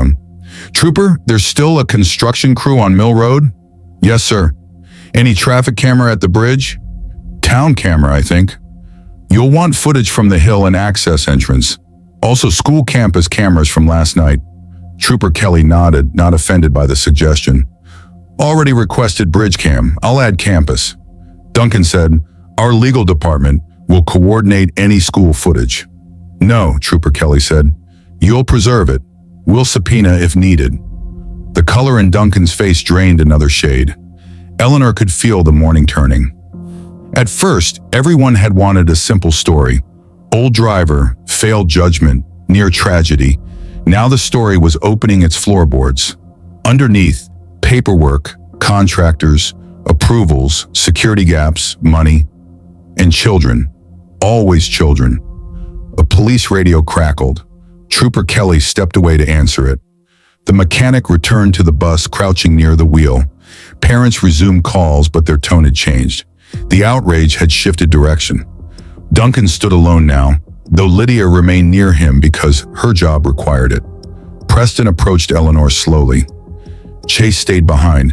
Preston stopped a few feet away. His face had lost its earlier heat.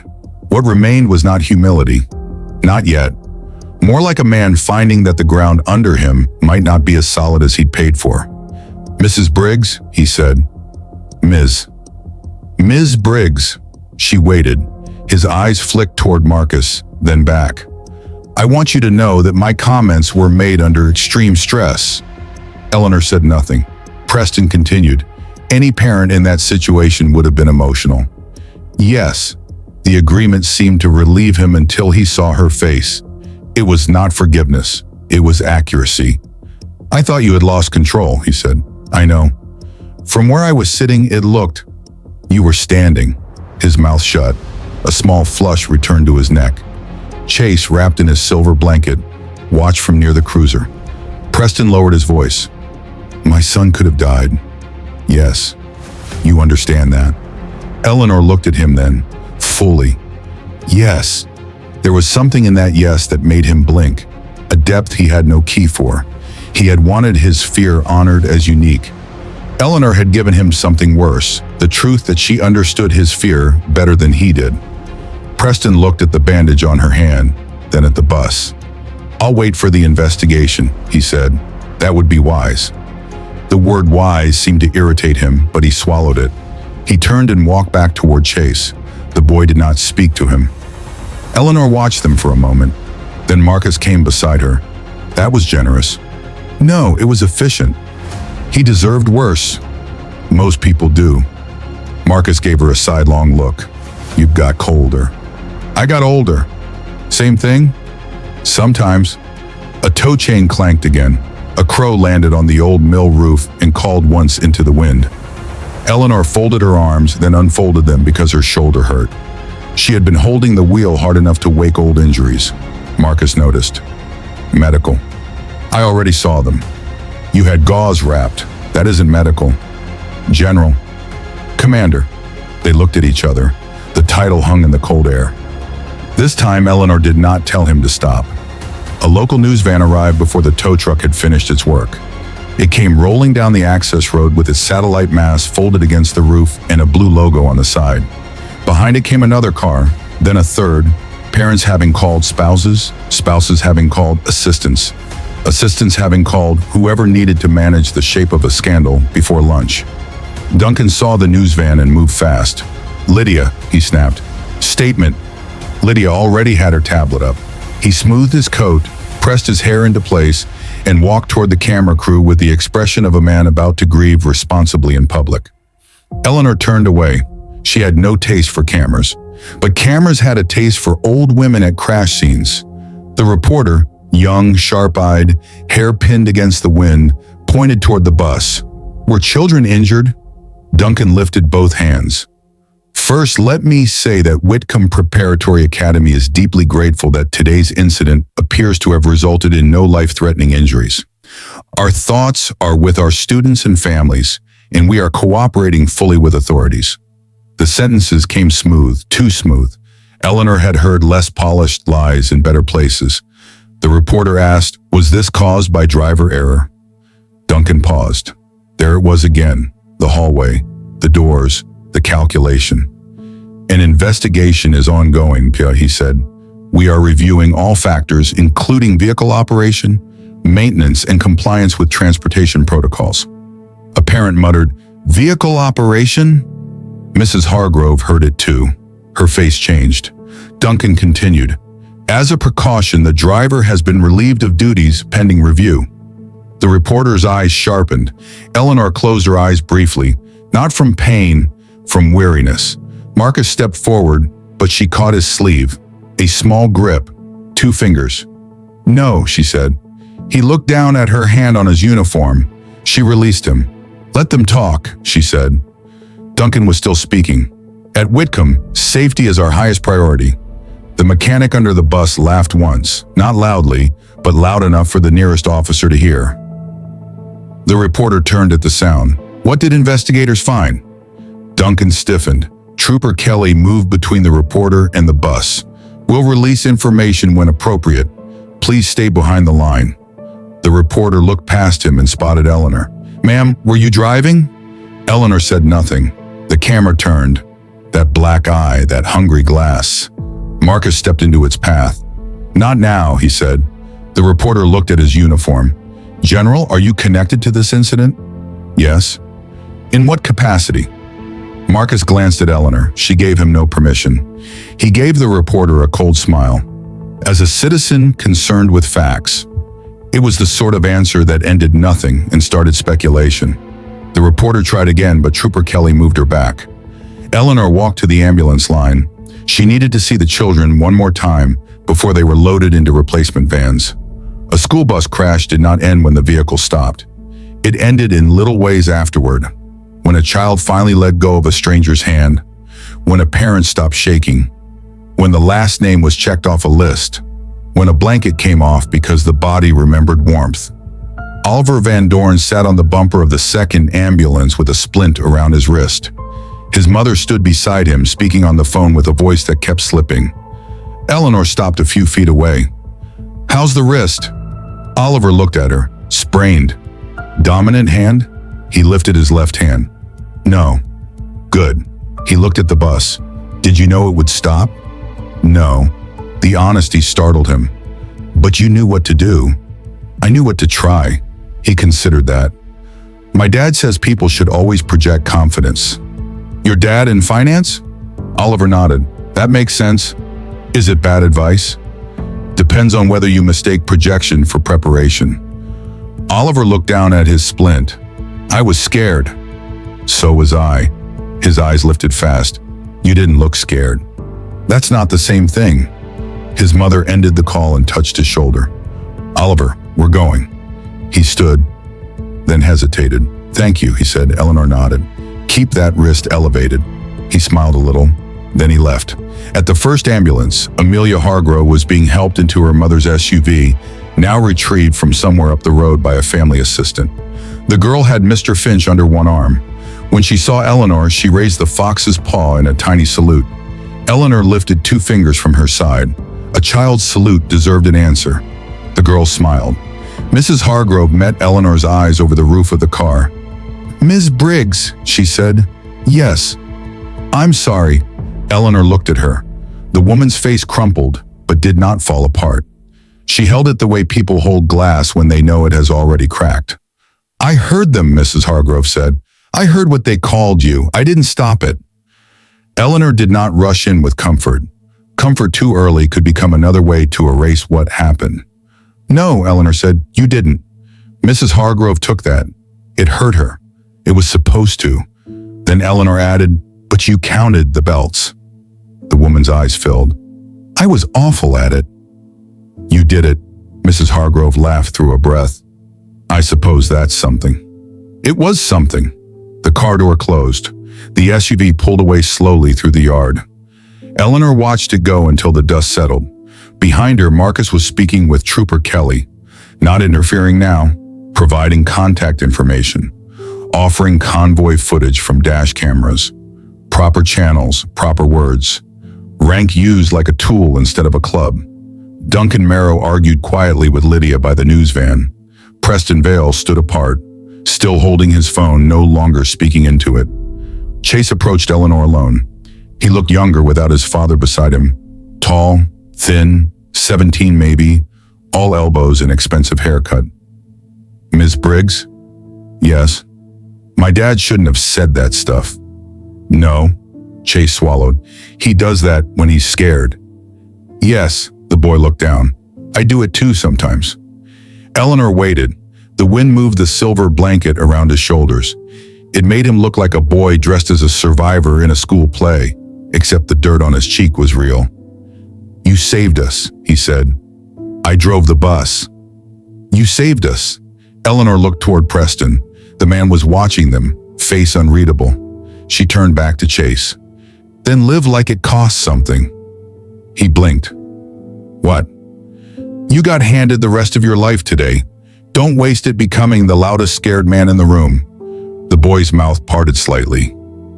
Eleanor thought maybe she had been too hard. Then Chase nodded. A small, serious nod. Yes, ma'am. He walked back to his father. Preston said something. Chase answered, and for once Preston listened.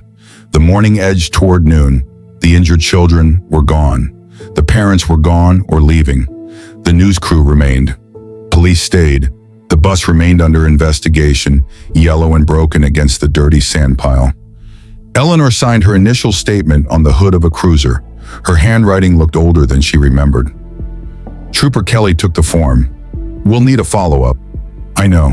You shouldn't discuss details publicly. I won't. He hesitated. For what it's worth, I've never seen a bus stopped like that. Eleanor looked at the sand. I have. The trooper waited, hoping she might explain. She did not. Marcus came over holding his cap under one arm. My convoy has to move. Then move. He smiled faintly. You always this sentimental? Only after near-death incidents.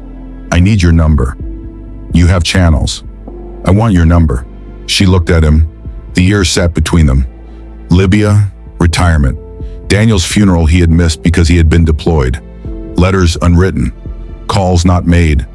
Respect preserved by distance because closeness asked questions neither had wanted to answer. You still married? She asked. Widowed, she nodded once. How long? 6 years. I'm sorry. I know. The old comrade's language again. Spare. Enough. She gave him her number. He entered it into his phone with slow care as if copying a coordinate under fire. Eleanor, he said. She looked at him. This isn't over. No. I'll make sure they don't bury it. Her eyes moved to Duncan. The administrator was watching them from near his SUV. Burial requires quiet, she said. This got loud. Marcus put on his cap. Then before turning away, he said softly, still perfect on the wheel. Eleanor's face tightened. Don't. But he had already seen the feeling before she hit it.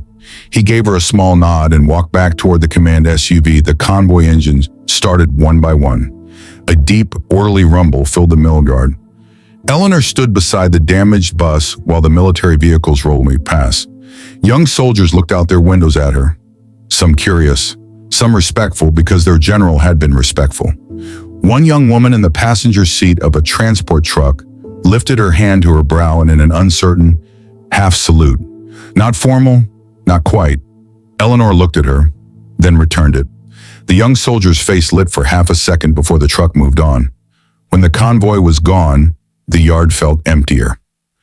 Trooper Kelly approached with one final instruction. Ms. Briggs, do you have a ride? Eleanor glanced toward the road. Her car was back at Whitcomb. Before she could answer, Duncan Merrow appeared. We can arrange transportation, he said, voice stiff. Eleanor looked at him. No. Duncan blinked. I beg your pardon? No. You cannot walk back to campus. I'm not walking to campus. Then how will you? A horn sounded, small and familiar. At the edge of the access road, an old green Subaru waited near the caution tape. Its paint was faded. One headlight cloudy. A sticker on the rear window read, Bridgeport Public Library. Behind the wheel sat a woman in her 70s with short white hair and a face like folded paper. Ruth Alvarez, Eleanor's neighbor. She had heard about the crash on the police scanner because Ruth owned a police scanner, a sewing machine from 1968, 3 cats, and no respect for minding her business when people she loved were in trouble. Ruth rolled down the window. You done playing hero with rich folks? Eleanor walked toward her. Duncan called after her. Eleanor, we still need to discuss employment status. She stopped, turned. Every remaining person in the yard seemed to hear the pause. No, Eleanor said. You need to discuss maintenance status. Then she got into Ruth's Subaru. The door shut with a tired thunk. Ruth looked her over. You bleeding? Little. You hungry? Had yogurt. Of course you did. Ruth put the car in gear.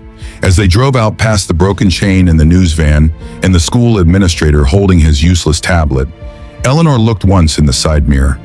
The bus sat behind them in the sand, a machine saved by friction, a truth beginning to grind, and somewhere under the bright, clean morning of Connecticut wealth, a hidden system had started making the wrong noise. This time, Eleanor intended to listen until it broke open. 3 days later, Whitcomb Preparatory held an emergency board meeting in a room with oil paintings on the walls and no children allowed inside. The room was built for calm decisions made by people who never smell the consequences. Long mahogany table, brass lamps, leather chairs, bottled water lined up by brand, sparkling on the left, still on the right. Outside the tall windows, the campus lawns rolled green and perfect toward a row of bare oaks. Students moved between buildings in neat uniforms, laughing in the pale afternoon, already turning the crash into story. The bus on the hill, the old driver, the brake line, the general. Stories change fast in schools like Whitcomb.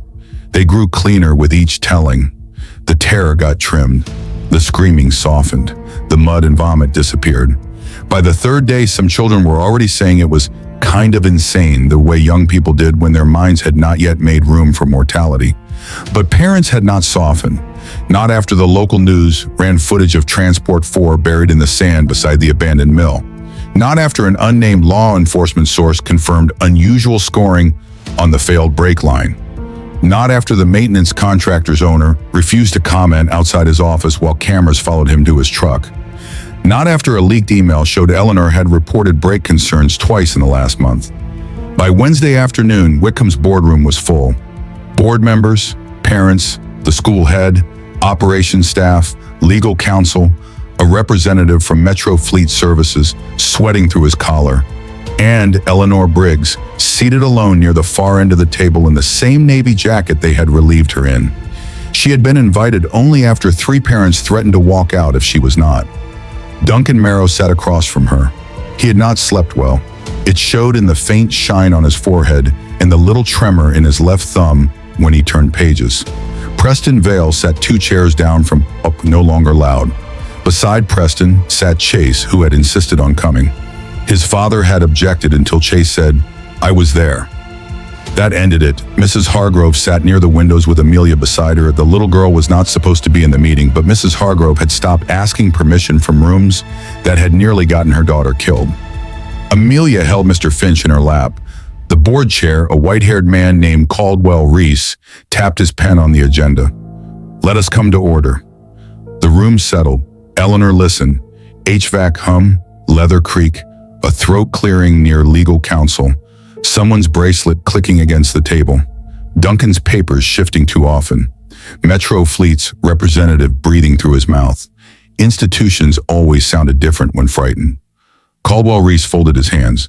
"We are here to review the transportation incident of Monday morning and determine immediate actions regarding student safety, vendor compliance, and personnel matters." Personnel matters. Eleanor looked at the painting above his shoulder. A 19th century founder in a black coat, one hand resting on a book, eyes painted with the confident emptiness of inherited authority. Caldwell continued, "First, I want to express the board's relief that no students suffered life-threatening harm." Mrs. Hargrove said, "Relief is not a policy." Several heads turned. Caldwell paused. "No, it is not, which is why we are here." The legal counsel, a woman with rimless glasses and a voice like a locked drawer, spoke next. "Due to the ongoing state investigation, we must be careful not to draw conclusions beyond established facts." Eleanor kept her eyes on the painting. "Careful language again." Caldwell nodded. "Agreed. Mr. Marrow, please summarize the Transportation Department's account." Duncan rose. He buttoned his jacket. His voice had regained some polish. On Monday morning, Transport 4 experienced a brake failure while descending Ridgeway Hill. The driver, Ms. Briggs, diverted the vehicle from the roadway onto the Old Beaumont Mill access road, where the bus came to a stop after contact with a sand pile. Emergency services responded. Students were evaluated and released. He glanced at Eleanor only once. The vehicle had been inspected recently by our contracted maintenance provider, Metro Fleet Services. Our records indicate that prior driver concerns had been routed appropriately and closed by the vendor. We are cooperating with authorities as they determine the cause of the mechanical failure. Caldwell nodded. "Thank you." Mrs. Hargrove leaned forward. "That summary left out the part where you relieved Ms. Briggs before you knew what failed." Duncan looked at her. "We followed standard precautionary practice." Preston shifted but did not speak. Mrs. Hargrove's voice stayed steady. "You followed public relations instinct." A murmur moved through the room. Legal counsel said, "Let's avoid characterizations." "Fine," Mrs. Hargrove said. "Fact, he blamed the driver in front of parents before inspection was complete." Duncan's face tightened. "I did not blame." "You told a news camera she was relieved pending review and included vehicle operation as a factor. That is standard language. That is coward's language." The room went still. Eleanor looked away from the painting. Amelia's eyes were fixed on her mother, proud and frightened. Caldwell tapped his pen once. "Mrs. Hargrove." "No," she said. "My daughter asked me yesterday why everyone yelled at the woman who saved her. I didn't have an answer that made me proud." That sentence did more damage than accusation. Caldwell's pen stopped. Preston looked down at the table. Duncan glanced toward legal counsel, but she gave him nothing. Caldwell turned to the Metro Fleet representative.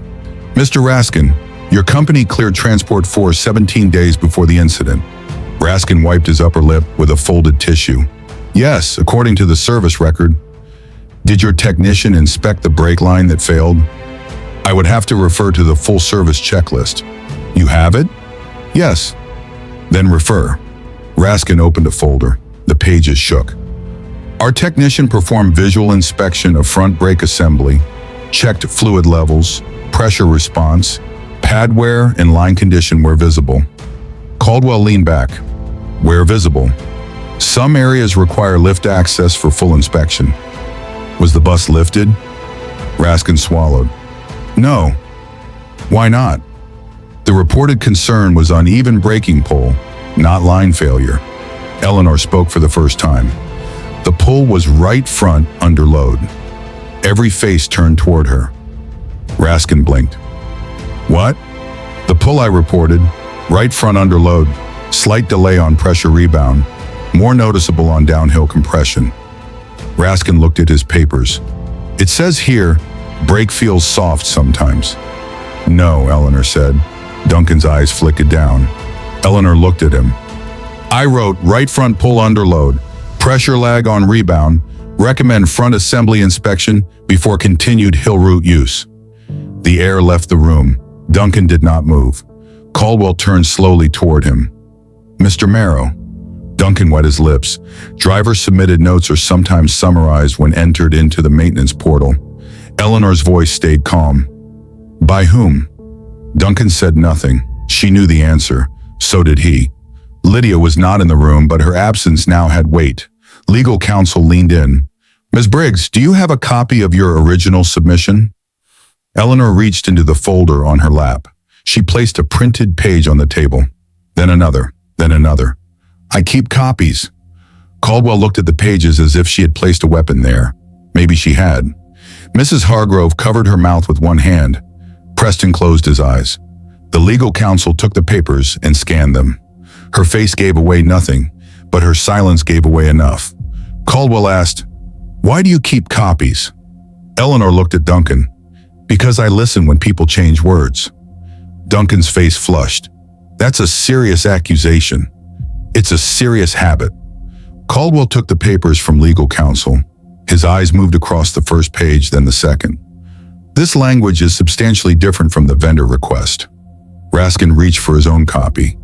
"The request we received was routine." "Routine?" Mrs. Hargrove said. "That bus was carrying children down hills." Raskin raised both hands. "I'm not minimizing. I'm saying if we'd received this," he gestured toward Eleanor's paper, "we would have flagged it for lift inspection." Duncan snapped, "That's convenient." Raskin turned on him, fear turning into self-preservation.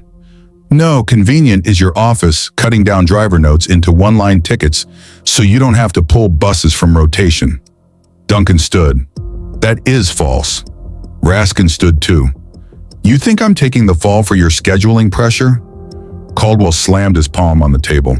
"Enough!" The room shook into silence. Eleanor sat still. She had seen convoys break down the same way. One truck slipping, then the next, then everyone denying the sand until the axle buried itself. Systems rarely collapse from one failure. They collapsed from small compromises defended by important men. Caldwell looked at Duncan. "Did operations alter Ms. Briggs' maintenance concern?" Duncan adjusted his cuffs.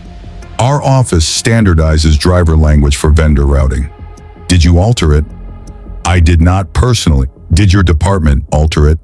A pause. "Yes." The word fell flat. Caldwell's jaw tightened. "Why?" "To avoid unnecessary vehicle downtime based on subjective driver impressions." Eleanor let out a breath through her nose. Duncan heard it. He turned toward her, defensive now, cornered. "We cannot pull a vehicle every time a driver says something feels off." Eleanor's eyes met his. "Then hire drivers who don't feel anything." That struck the table like a gavel. No one spoke. Duncan looked away first. The boardroom door opened. A woman from the front office stepped in, visibly nervous. "Mr. Reese, I'm sorry to interrupt." Caldwell turned. "What is it?" "There are visitors from the state police and a General Webb." A ripple moved through the room. Eleanor closed her eyes. "Marcus, of course." Caldwell looked toward legal counsel. She leaned close and whispered. He nodded. "Show them in." The door opened wider. Trooper Kelly entered first in dress uniform, followed by an older state investigator carrying a sealed folder. Behind them came General Marcus Webb. He wore full dress uniform, not field fatigues, not a casual jacket, full dress. 3 stars on each shoulder, ribbons across his chest, shoes polished black enough to hold the room's reflection. The effect was immediate and almost embarrassing. Board members straightened, parents went quiet. Duncan sat down as if his knees had been cut. Eleanor did not stand. Marcus noticed. A tiny crease appeared near his mouth. Caldwell rose. "General Webb, Trooper, this is a private board meeting." Trooper Kelly said, "State investigation intersects with the matter under discussion. We requested permission from your legal counsel to deliver an update relevant to student safety." The counsel nodded tightly. Marcus stood beside the door, silent. Caldwell gestured. "Proceed." The state investigator opened the folder.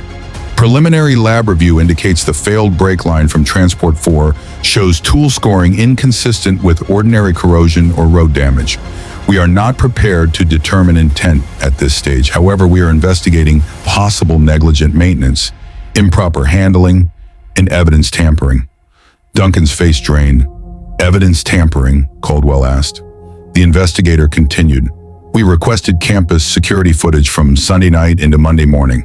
We received files from the main gate and admin lot. The rear transport bay camera was reported non-functional." Eleanor looked at Duncan. He avoided her eyes. Trooper Kelly stepped in. "However, an adjacent athletic building camera captured partial footage of a person entering the transport shed at 10:43 p.m. Sunday." The room went cold. Mrs. Hargrove pulled Amelia closer. "Can you identify the person?" Caldwell asked. "Not conclusively from that footage," Kelly said. But we can't identify the vehicle. He placed a still image on the table, a dark pickup truck near the transport shed. Raskin leaned forward, his mouth opened. That's Grant's truck. The room erupted. Caldwell shouted for order. Duncan stood halfway, then sat again. Raskin looked sick. Grant Voss, Trooper Kelly said, was the Metro Fleet technician who cleared the brake concern. He has not reported to work since Monday morning. We are seeking him for questioning. Legal counsel leaned forward. Are you alleging sabotage? The investigator said, we are saying we have a failed brake line with unusual tool marks, maintenance records altered from original driver language, an unplanned access event near the vehicle, and a missing technician. That was careful language, but this time careful language carried teeth. All eyes moved to Eleanor. She hated that.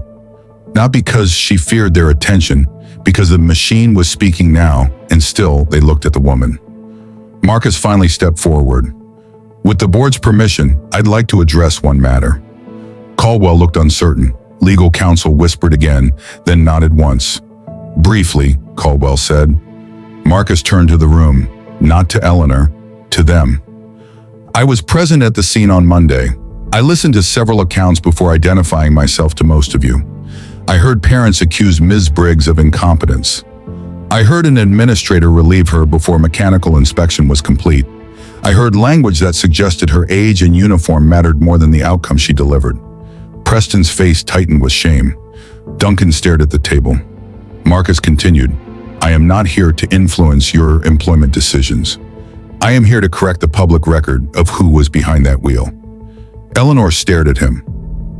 Low, sharp, almost a whisper. Marcus. He did not stop. Not this time. He turned to her then, and for the first time in the boardroom, everyone saw him not as a general looking at a bus driver, but as a soldier looking at a commander. He stepped away from the table, squared his shoulders, raised his right hand, and saluted. No one breathed. The gesture was formal, precise, not symbolic, not theatrical. A salute given by a 3-star general to a 65-year-old woman in a faded transportation jacket. Eleanor's face hardened, not because she was angry, because she was holding back 30 years. Marcus held the salute. Commander Eleanor Briggs, he said, voice clear enough to carry to the hallway. United States Army Transportation Corps, 32 years of service, master driver, convoy commander, instructor, recipient of the Soldier's Medal, and 2 Bronze Stars. The room did not move. Amelia's mouth fell open. Chase stared at Eleanor like he was seeing her step out of a disguise. Preston Vale looked as if someone had removed the floor beneath his chair.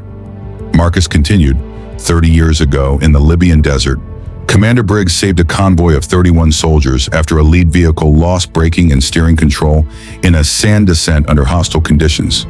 She did it by listening to the engine, reading terrain, using controlled friction, and making a decision no manual could have made in time. Eleanor's eyes shone now, though no tear fell. Marcus's voice lowered, but it did not weaken. I was a young captain in that convoy. I am alive because she understood a machine, a road, in fear better than anyone I have ever served with. He looked around the room. On Monday, your children were alive for the same reason. Silence, not polite silence, moral silence. The kind that enters a room after truth takes up all the chairs. Marcus held the salute 1 second longer. Then Eleanor stood, slowly. Her knees hurt, her shoulder hurt, her bandaged hand pulsed, but she stood straight, not like a school employee, not like a woman waiting for judgment, like the person she had always been beneath whatever cloth they put on her. She returned the salute. Her right hand rose clean and steady. For a moment, the boardroom vanished.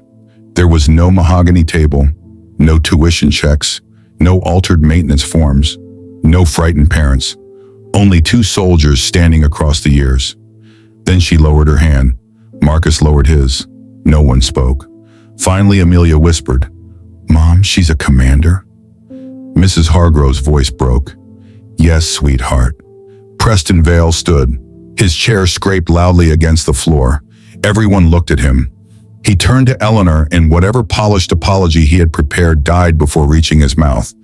What came out was rougher. Better. "Miss Briggs," he said, "I was wrong." Eleanor looked at him. He swallowed. "I was scared and cruel, and I put that on you." Chase watched his father, stunned. Preston's voice shook. "You saved my son. I called you unfit while my son was breathing because of you." The room held still. "I'm sorry," Preston said. Eleanor waited, then she said, "Tell him." Preston blinked. Eleanor nodded toward Chase. "Your son heard you. Tell him what kind of man you want him to become." Preston turned. Chase's eyes were wet, but he did not look away. Preston took a breath. "Not the man I was on that bus." Chase nodded once. It was not forgiveness, not fully, but it was a beginning. Caldwell Reese stood at the head of the table, visibly shaken. "Ms. Briggs," he said, "on behalf of Whitcomb Preparatory, No," Eleanor said. The single word stopped him. He looked startled. She placed both hands on the back of her chair. "You don't get to use me to clean this room." The board chair's face flushed. "I assure you, no assurances, no statement calling me heroic while keeping the same people and habits that made children depend on heroics." Mrs. Hargrove whispered, "Yes." Eleanor looked down the table. "You altered maintenance language because the truth was inconvenient. You treated driver reports like noise. You parked buses where cameras couldn't see them. You cleared equipment because parents expect schedules to hold and administrators expect numbers to behave." Her voice did not rise. It did not need to. A good system does not require someone to perform a miracle before lunch. No one answered. Duncan's face was rigid. Eleanor turned to him. "You heard every word I wrote and decided which ones were too expensive." Duncan's mouth moved, but no sound came. Trooper Kelly watched him carefully. Caldwell said, "Mr. Merrow is suspended effective immediately pending investigation." Duncan looked up sharply. "Caldwell, leave the room." The words were quiet, final. Duncan looked around for allies and found only witnesses. He gathered his papers with shaking hands. One slid to the floor. He bent for it, fumbled, picked it up. No one helped him. When he reached the door, Eleanor spoke. "Mr. Merrow." He stopped without turning. "Next time a driver tells you a machine sounds wrong," she said, "listen before it starts screaming." Duncan left. The door closed behind him. Raskin, the Metro Fleet representative, looked as if he wanted to disappear through the carpet. Caldwell turned to him. "Your company's contract is suspended pending review." Raskin nodded quickly. "Yes, of course." Trooper Kelly stepped forward. "We will also need to speak with your dispatch supervisor." Raskin's head bobbed. "Yes, anything." The room had shifted from theater to triage. Legal counsel began taking notes. Board members whispered, no longer in the smooth tones of people managing optics, but in the clipped urgency of people calculating real exposure. Parents leaned toward one another, not gossiping now, but organizing. Mrs. Hargrove stood. "I want parents on the safety review." Caldwell nodded. "Agreed." "And drivers." He looked at Eleanor. "Especially drivers," Mrs. Hargrove said. Caldwell nodded again. "Agreed." Preston cleared his throat. "I'll resign from the Transportation Committee." Chase looked at him. Preston continued. "And if Ms. Briggs is willing, I'd like to fund an independent fleet audit. No conditions, no naming rights." Eleanor studied him. The man was learning, slowly, painfully, but learning. "Don't fund it," she said. Preston frowned. "Why?" "Parents will call it charity. Board will call it partnership.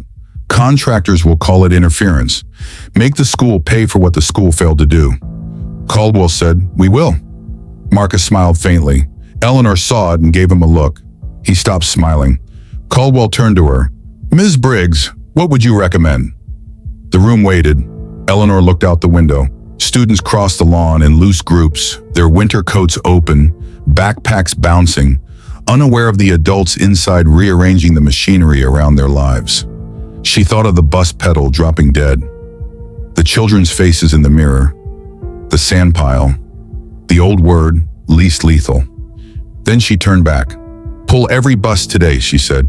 "Bring in state-certified inspectors not connected to Metro Fleet. Full brake system inspection, Lift required. Review all driver reports for the past 12 months against vendor tickets. Preserve all communications. Install cameras over every vehicle bay. No bus rolls until a driver and mechanic both sign off. Not administrator, driver and mechanic. Legal counsel wrote fast. Caldwell nodded. What else? Train parents who ride as chaperones. Preston looked up. Eleanor continued. In an emergency, adult panic endangers children. They need to know how to brace, how to check belts, how to keep aisles clear, and when to stop talking. A few parents looked down. Mrs. Hargrove raised her hand. I'll help with that. Eleanor nodded. What else? Caldwell asked. Eleanor looked at him for a long moment. Stop treating the people closest to danger as the least important people in the system.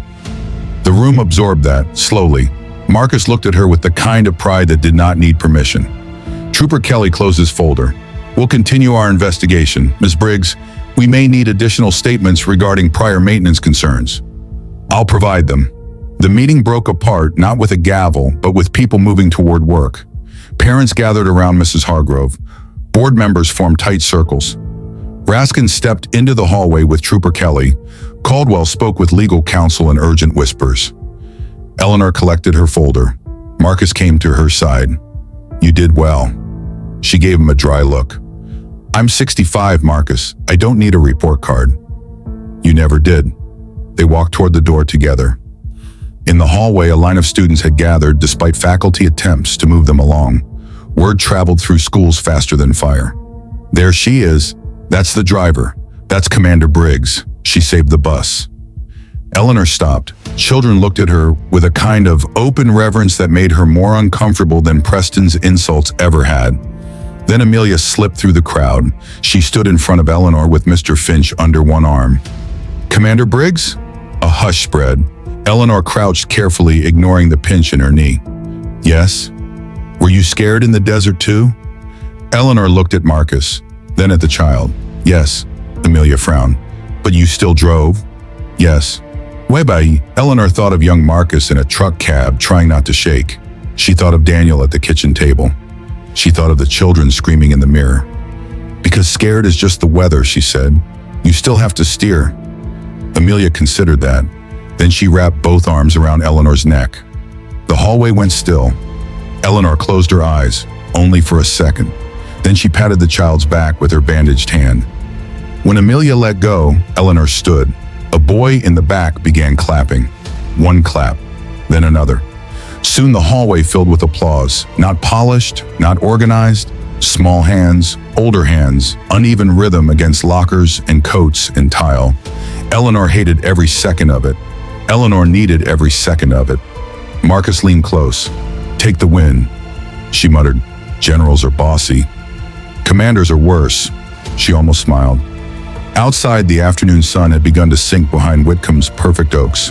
The shadows stretched long across the lawn, touching everything evenly for once. The expensive cars, the old brick buildings, the students, the parents, the woman in the navy jacket, and the general walking beside her. For one brief moment, rank had found its proper place. Not above, beside. 3 months later, winter had loosened its grip on Connecticut, but not completely. March rain still clung to the edges of the roads. Snow survived in dirty patches behind stone walls and under the north side of hedges. The trees were bare, but buds had begun to gather at their tips, tight little fists waiting for permission. At Whitcomb Preparatory, the buses no longer slept in the blind spot behind the transport shed. New cameras watched every bay. New lights cut through the dark before dawn. Inspection tags hung from each steering column in plastic sleeves.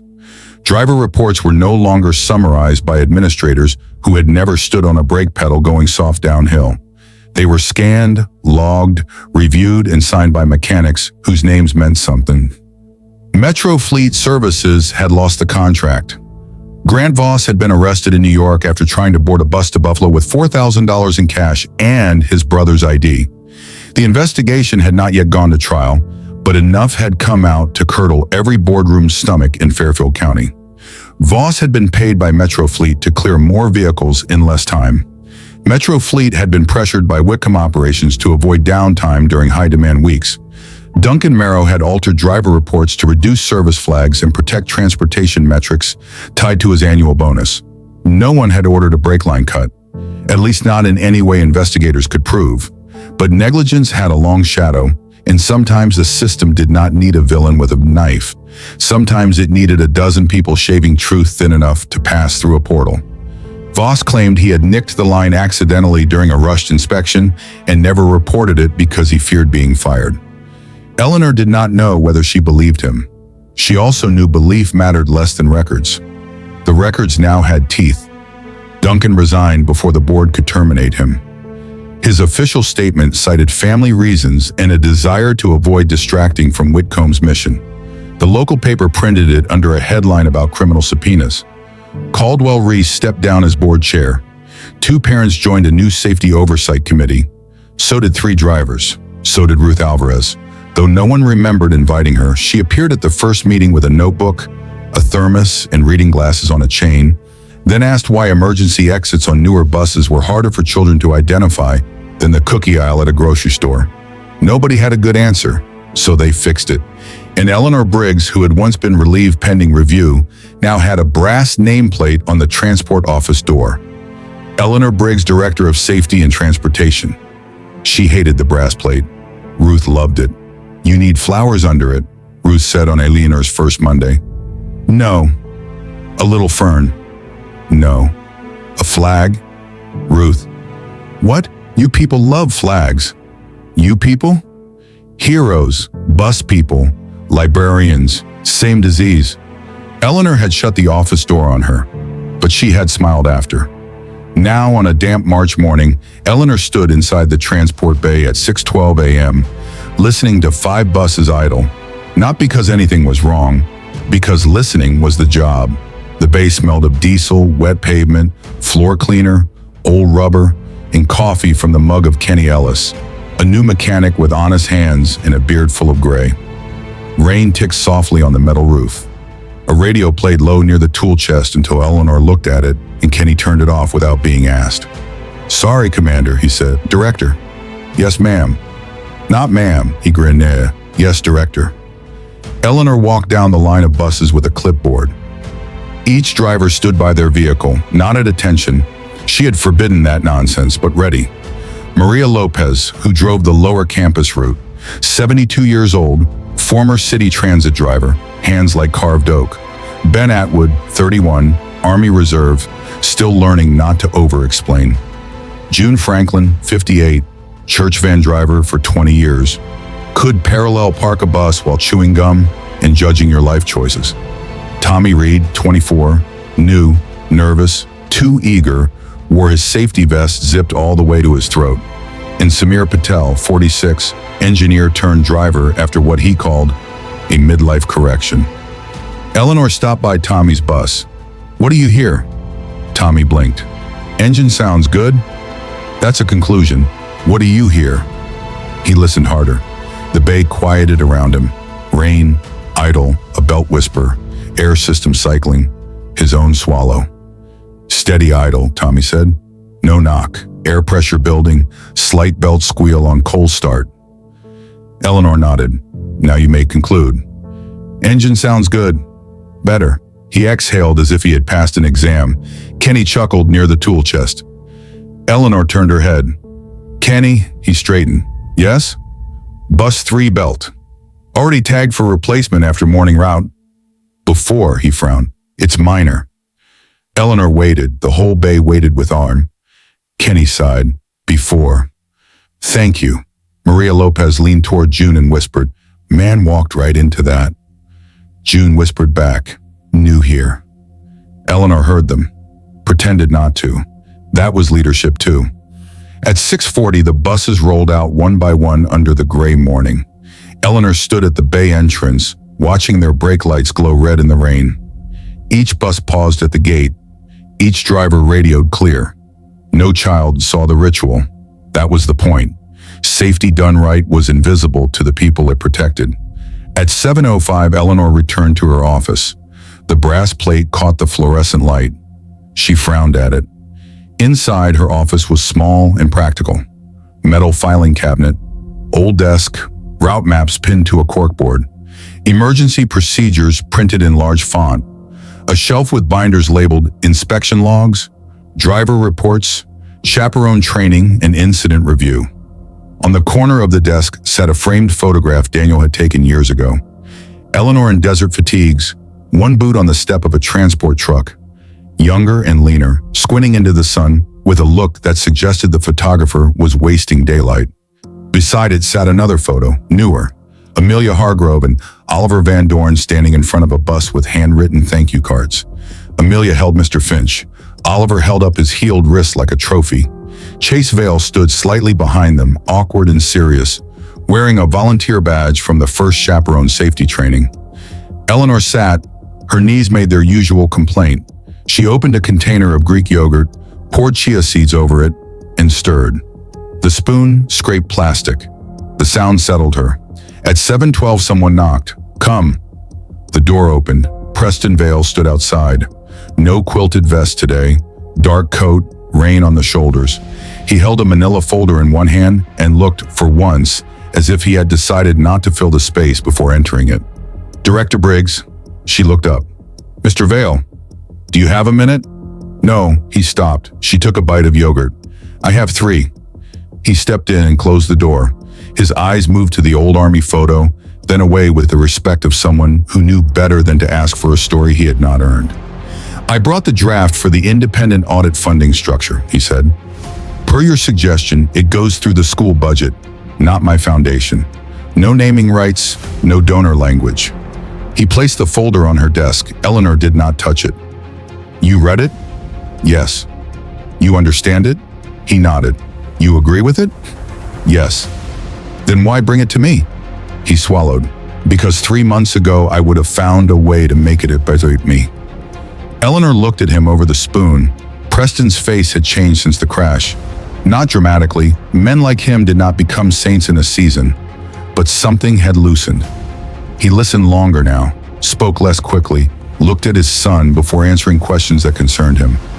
"Chase is applying for EMT summer training," he said. "I know." "You know?" He asked me for a recommendation. Preston blinked. "He did?" "Yes." "Are you going to write it?" "I wrote it yesterday." Preston looked down. For a moment, emotion moved across his face without asking permission. "Thank you." He earned it. Preston nodded. "I'm trying to do that." "What?" "Earn the rest."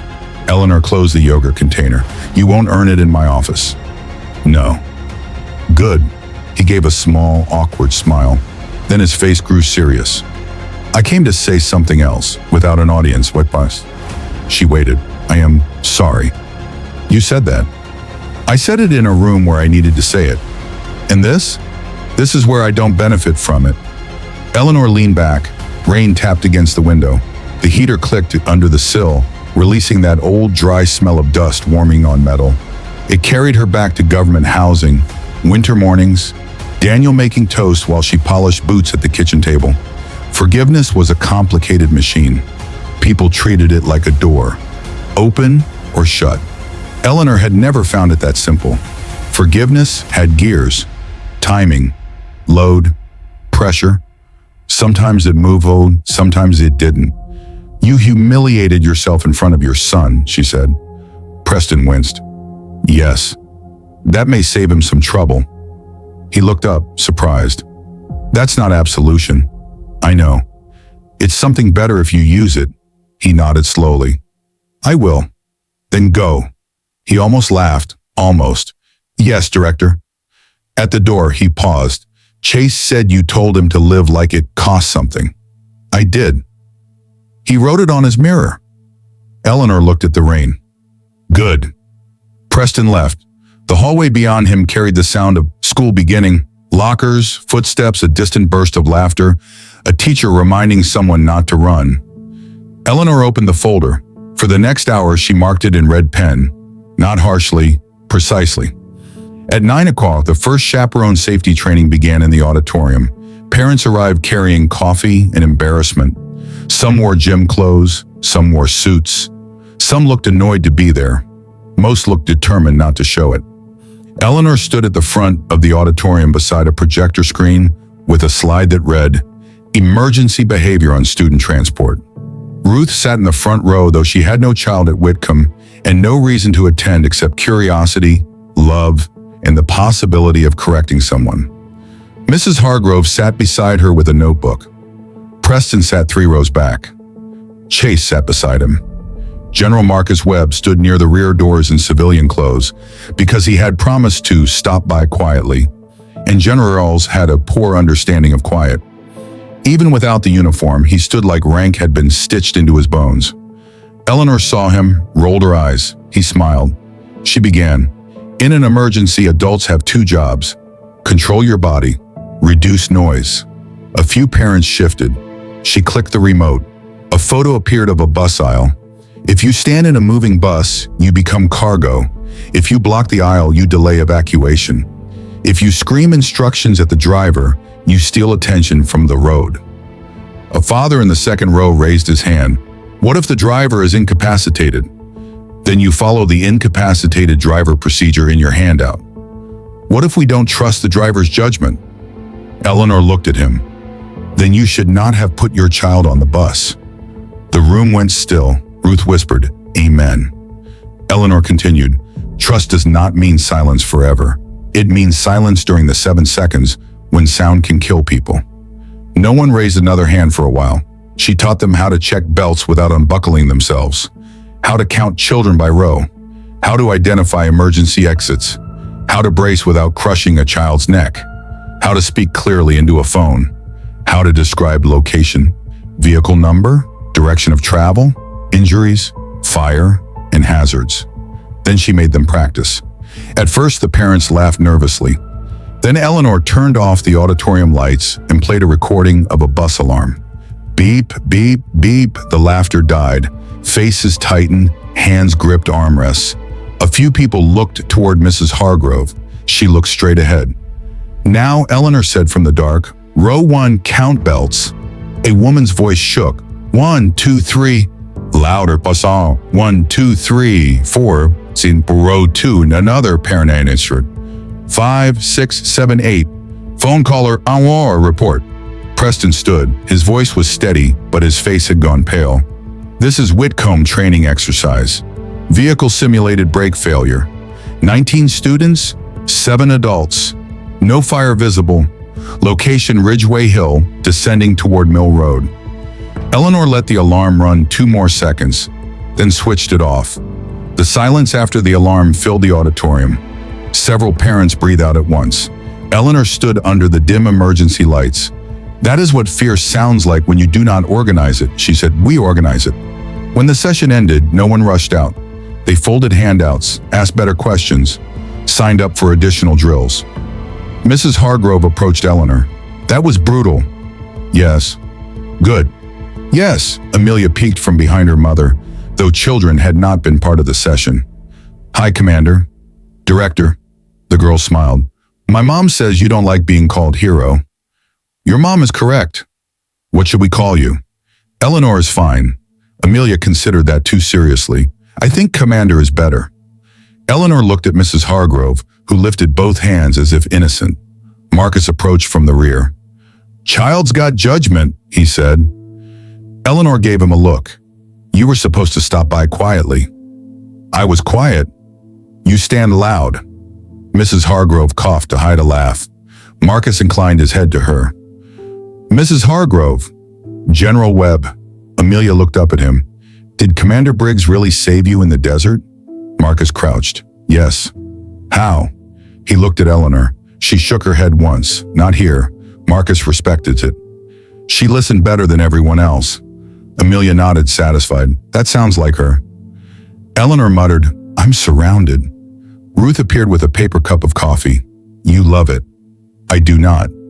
"You do a little." "I do not." Ruth turned to Marcus. "She does." Marcus said, "I know." Eleanor took the coffee from Ruth. "Most of you can leave." Neither did. By April, the story had grown beyond Whitcomb.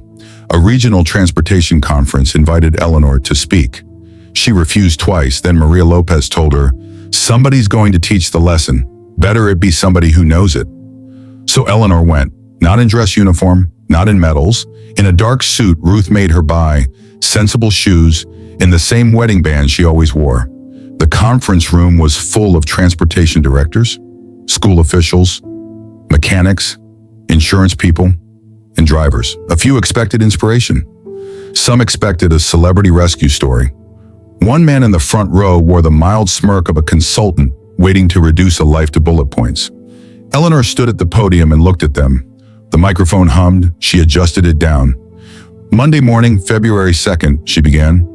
A bus lost braking power on Ridgeway Hill with 19 children and 7 adults aboard. No dramatic pause, no music, just the facts. She walked them through the route, the grade, the pressure loss, the failed options, the bridge obstruction, the access road, the sand pile. She showed the original maintenance report beside the altered vendor ticket. A murmur moved through the room. She showed photos of the blind transport bay, then the new camera coverage. She showed the chaperone protocol. Then she stopped using slides. "I am not here to tell you I saved a bus," she said. The room quieted. "I am here to tell you the bus should not have needed saving." Pen stopped moving. Too many systems are built on the hope that an experienced person will catch what leadership ignores. A driver hears a sound. A mechanic sees wear. A nurse sees a symptom. A teacher sees a child fading. A clerk sees numbers that don't match. The person closest to the failure speaks, and somewhere above them, someone edits the sentence until it becomes affordable. The consultant's smirk was gone. Eleanor's hands rested on the podium. Do not call people heroes because you made it hard for them to be heard when they were just doing their jobs. At the back of the room, Marcus stood with arms folded. Beside him, Ruth dabbed her eyes with a tissue and pretended she had allergies. Eleanor continued, "If you remember nothing else, remember this. Machines speak before they fail. People do too. Listen early." The applause came slowly, then rose. Eleanor stepped away from the podium before it got too large. She found Marcus in the hall afterward. "You told them." "Some. Enough." "Never enough." He handed her a bottle of water. She took it. They walked toward a quiet corner near a window overlooking the parking lot. Buses from different districts sat in rows below, yellow roofs bright under the spring sun. "You ever miss it?" Marcus asked. "What?" "Command." Eleanor looked at the buses. "No." He waited. She sighed. "Yes."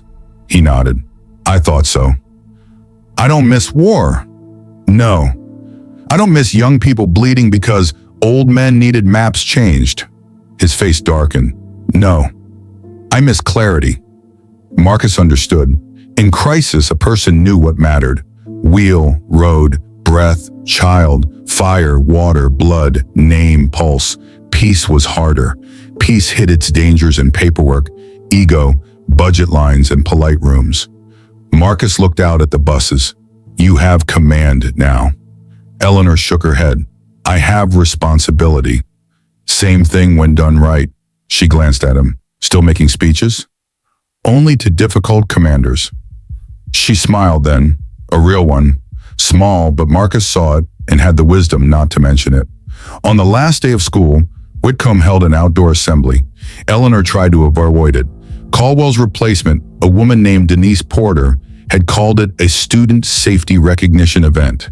Eleanor called it a trap with folding chairs. Ruth said, "Wear the blue jacket." "No." "Wear the suit." "No." "Wear something without yogurt on it." Eleanor wore her Navy transportation jacket. Clean, zipped halfway, weathered at the cuffs. The assembly took place on the main lawn under a white sky. Rows of students sat on folding chairs. Parents stood behind them. Teachers lined the sides. The buses were parked at the edge of the lawn, washed and gleaming, but no longer polished into lies. They had inspection stickers visible near the doors. Eleanor stood off to the side, hoping to remain there. That lasted 6 minutes. Denise Porter stepped to the microphone. "Today we recognize not only a person, but a change in how this school understands safety, respect, and responsibility." Eleanor stared at the grass. Marcus stood near the back in uniform this time. She had told him not to. He had said the army had invited itself. She had called him a coward. He had accepted that. Denise continued. 3 months ago, a mechanical failure on Transport 4 endangered students, parents, and staff. The outcome could have been unthinkable. It was not, because one person brought experience, discipline, and courage to a moment of chaos. Eleanor muttered, "Here we go." Ruth elbowed her. "Behave." Denise looked toward her. "Director Eleanor Briggs, please join me." Applause began before Eleanor moved. She walked slowly across the grass, not because she wanted drama, because her knee hurt and the ground was soft. Students clapped, parents clapped, teachers clapped, drivers clapped hardest. Eleanor reached the microphone. Denise offered her a plaque. Eleanor looked at it, a polished wooden rectangle with a brass plate. She leaned toward the microphone. Another brass plate. Laughter rolled across the lawn. Even Denise laughed. Eleanor accepted it. Denise stepped aside. Eleanor had not planned to speak. She looked at the students. 19 of them had been on that bus. They sat together in the front row by choice. Oliver with his healed wrist. Amelia with no stuffed fox today, sitting taller than before. Chase Vale stood behind the chairs in a volunteer safety vest, part of the student emergency response club he had helped start. Preston stood farther back. When Eleanor's eyes passed over him, he lowered his head. Not in shame this time. Respect.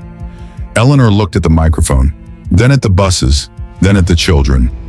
"I don't like speeches," she said. The students laughed. "I don't like being called a hero either." Marcus, in the back, lowered his eyes with a smile. Eleanor continued, "Most days doing right does not feel heroic.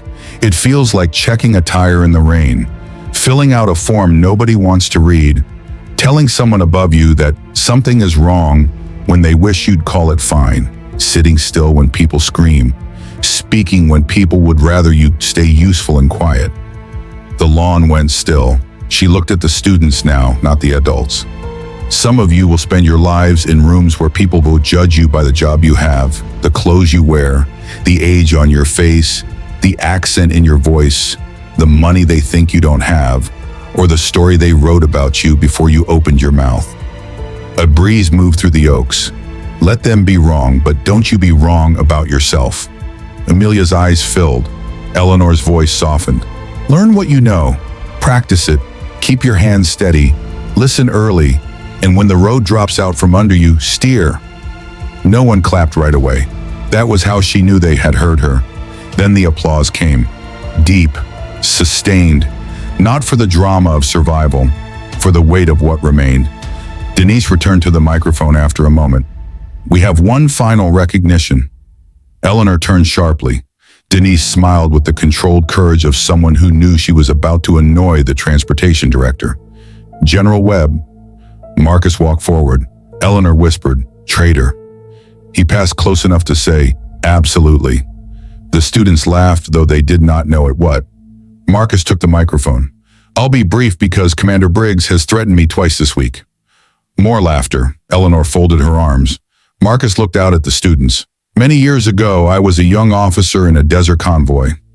I believed command was about being heard. Then I watched Eleanor Briggs lead by hearing what others missed. The engine, the ground, the fear in young soldiers trying to sound brave." He turned toward her.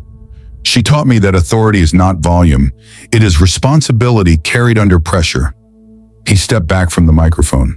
Then in front of the school, parents, drivers, teachers, children, and spring wind moving over the lawn, he saluted her again. This time Eleanor did not resist. She stood straight, the old jacket cuffs worn, the silver hair pinned back, the bandaged hand healed now, though a faint scar remained across one knuckle. She returned the salute. The drivers along the bus line stood taller. Chase Vale raised his hand in a clumsy version of the same salute, then lowered it, embarrassed. Amelia saw him and copied it. Then Oliver. Then half the front row. Soon dozens of children were saluting badly and earnestly under the Connecticut sky. Eleanor lowered her hand and shook her head. "You're all doing it wrong." The lawn burst into laughter. She pointed at them. "Wrists straight." They corrected themselves. Marcus laughed so hard he had to look away. Later, after the assembly ended, people drifted toward lemonade tables and photo lines. Eleanor escaped to the edge of the bus lot. The buses sat in the late afternoon light. their yellow sides warm under the sun. A red-winged blackbird called from the reeds beyond the fence. Somewhere near the gym, children shouted over a game that had already broken rules no adult cared enough to enforce. Eleanor stood alone for nearly 1 full minute. Then Ruth joined her. "You survived being appreciated?" "Barely." "You were good." "I was short." "Same thing." Eleanor looked at the plaque under her arm. It read, "For courage, service, and unwavering stewardship of our children." She ran her thumb over the word stewardship. A good word, oh yeah. Old-fashioned, heavy. Ruth nodded toward Marcus, who was speaking with Chase near the flagpole. "You two going to keep pretending you're not friends?" "We are friends." "You see each other once every 30 years? Low-maintenance friendship." Eleanor ignored her. Ruth smiled. "Daniel would have loved this." The words entered quietly. Eleanor looked toward the buses. For a moment, the lot blurred. Not much. Enough. "Yes," she said. Ruth touched her sleeve, then left her alone. A few minutes later, Marcus came over. "Chase wants to enlist," Eleanor groaned. "I told him EMT first," Marcus said. "Good. He listens to you. He listens to the crash." Marcus accepted. They stood side by side. The buses ticked softly as their engines cooled. "You staying here?" he asked. "For now." "Good. You?" "Washington, then Germany, then a retirement ceremony I'm trying to avoid." "You won't." "No." "Wear comfortable shoes." He smiled. "Yes, Commander."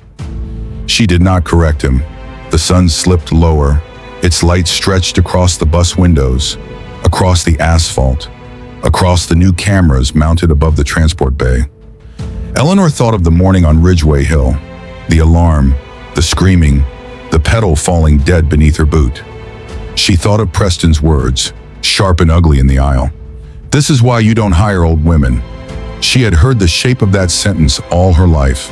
And now, 3 months later, the same community had put her name on a door. That was not justice, not fully. Justice was not applause, it was not plaques, it was not a general salute, though that had its own strange power. Justice was a brake line replaced before it failed. A driver report left unedited, a child arriving home with no story to tell. Justice was ordinary safety protected by people who did not need praise to do the work. Eleanor looked at the buses and listened. The evening wind moved through the lot. Somewhere a loose chain tapped against a flagpole. A maintenance bay door rolled down with a clean metallic hum. No alarms, no hidden grinding. For now, the machine sounded right. Marcus extended his hand, not a salute this time, a handshake. Eleanor took it. His grip was warm, strong, older than it used to be. "Take care of them," he said. She looked toward the children scattering across the lawn, loud and alive. "I am." He nodded, then he walked away. Eleanor remained until the last bus left the lot for afternoon routes. Maria Lopez drove the first one out. She paused at the gate and radioed in, "Bus 1 clear." Ben Atwood followed. "Bus 2 clear." June Franklin. "Bus 3 clear, and tell Kenny that new belt purrs like a kitten." Kenny's voice crackled back from the shop. "Copy that, June." Tommy Reed, still nervous but less so. "Bus 4 clear." Eleanor touched the radio. "Steady hands, Tommy." "Yes, Director." Samir Patel rolled last. "Bus 5 clear." The gate opened. The bus turned onto the road, brake lights flashing once before it disappeared beyond the stone wall. Eleanor stood in the quiet that followed. The plaque felt heavy under her arm. At the edge of the lot, Amelia Hargrove ran back from the lawn, breathless. "Commander!" Eleanor turned. The girl stopped in front of her, holding a folded piece of paper. "I forgot to give you this." Eleanor took it. "What is it?" "A quote for the safety club wall." Eleanor unfolded the paper. The letters were written in careful child handwriting, with some words darker where Amelia had pressed too hard.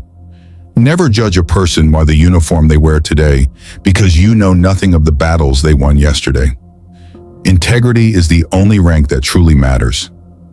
Eleanor read it once. Then again. Amelia watched her face. "Is it too long?" Eleanor folded the paper carefully. "No." "Is it good?" Eleanor looked at the girl, at the split lip now healed. at the eyes no longer carrying the same fear. "It's true," she said. Amelia smiled, then ran back toward her mother.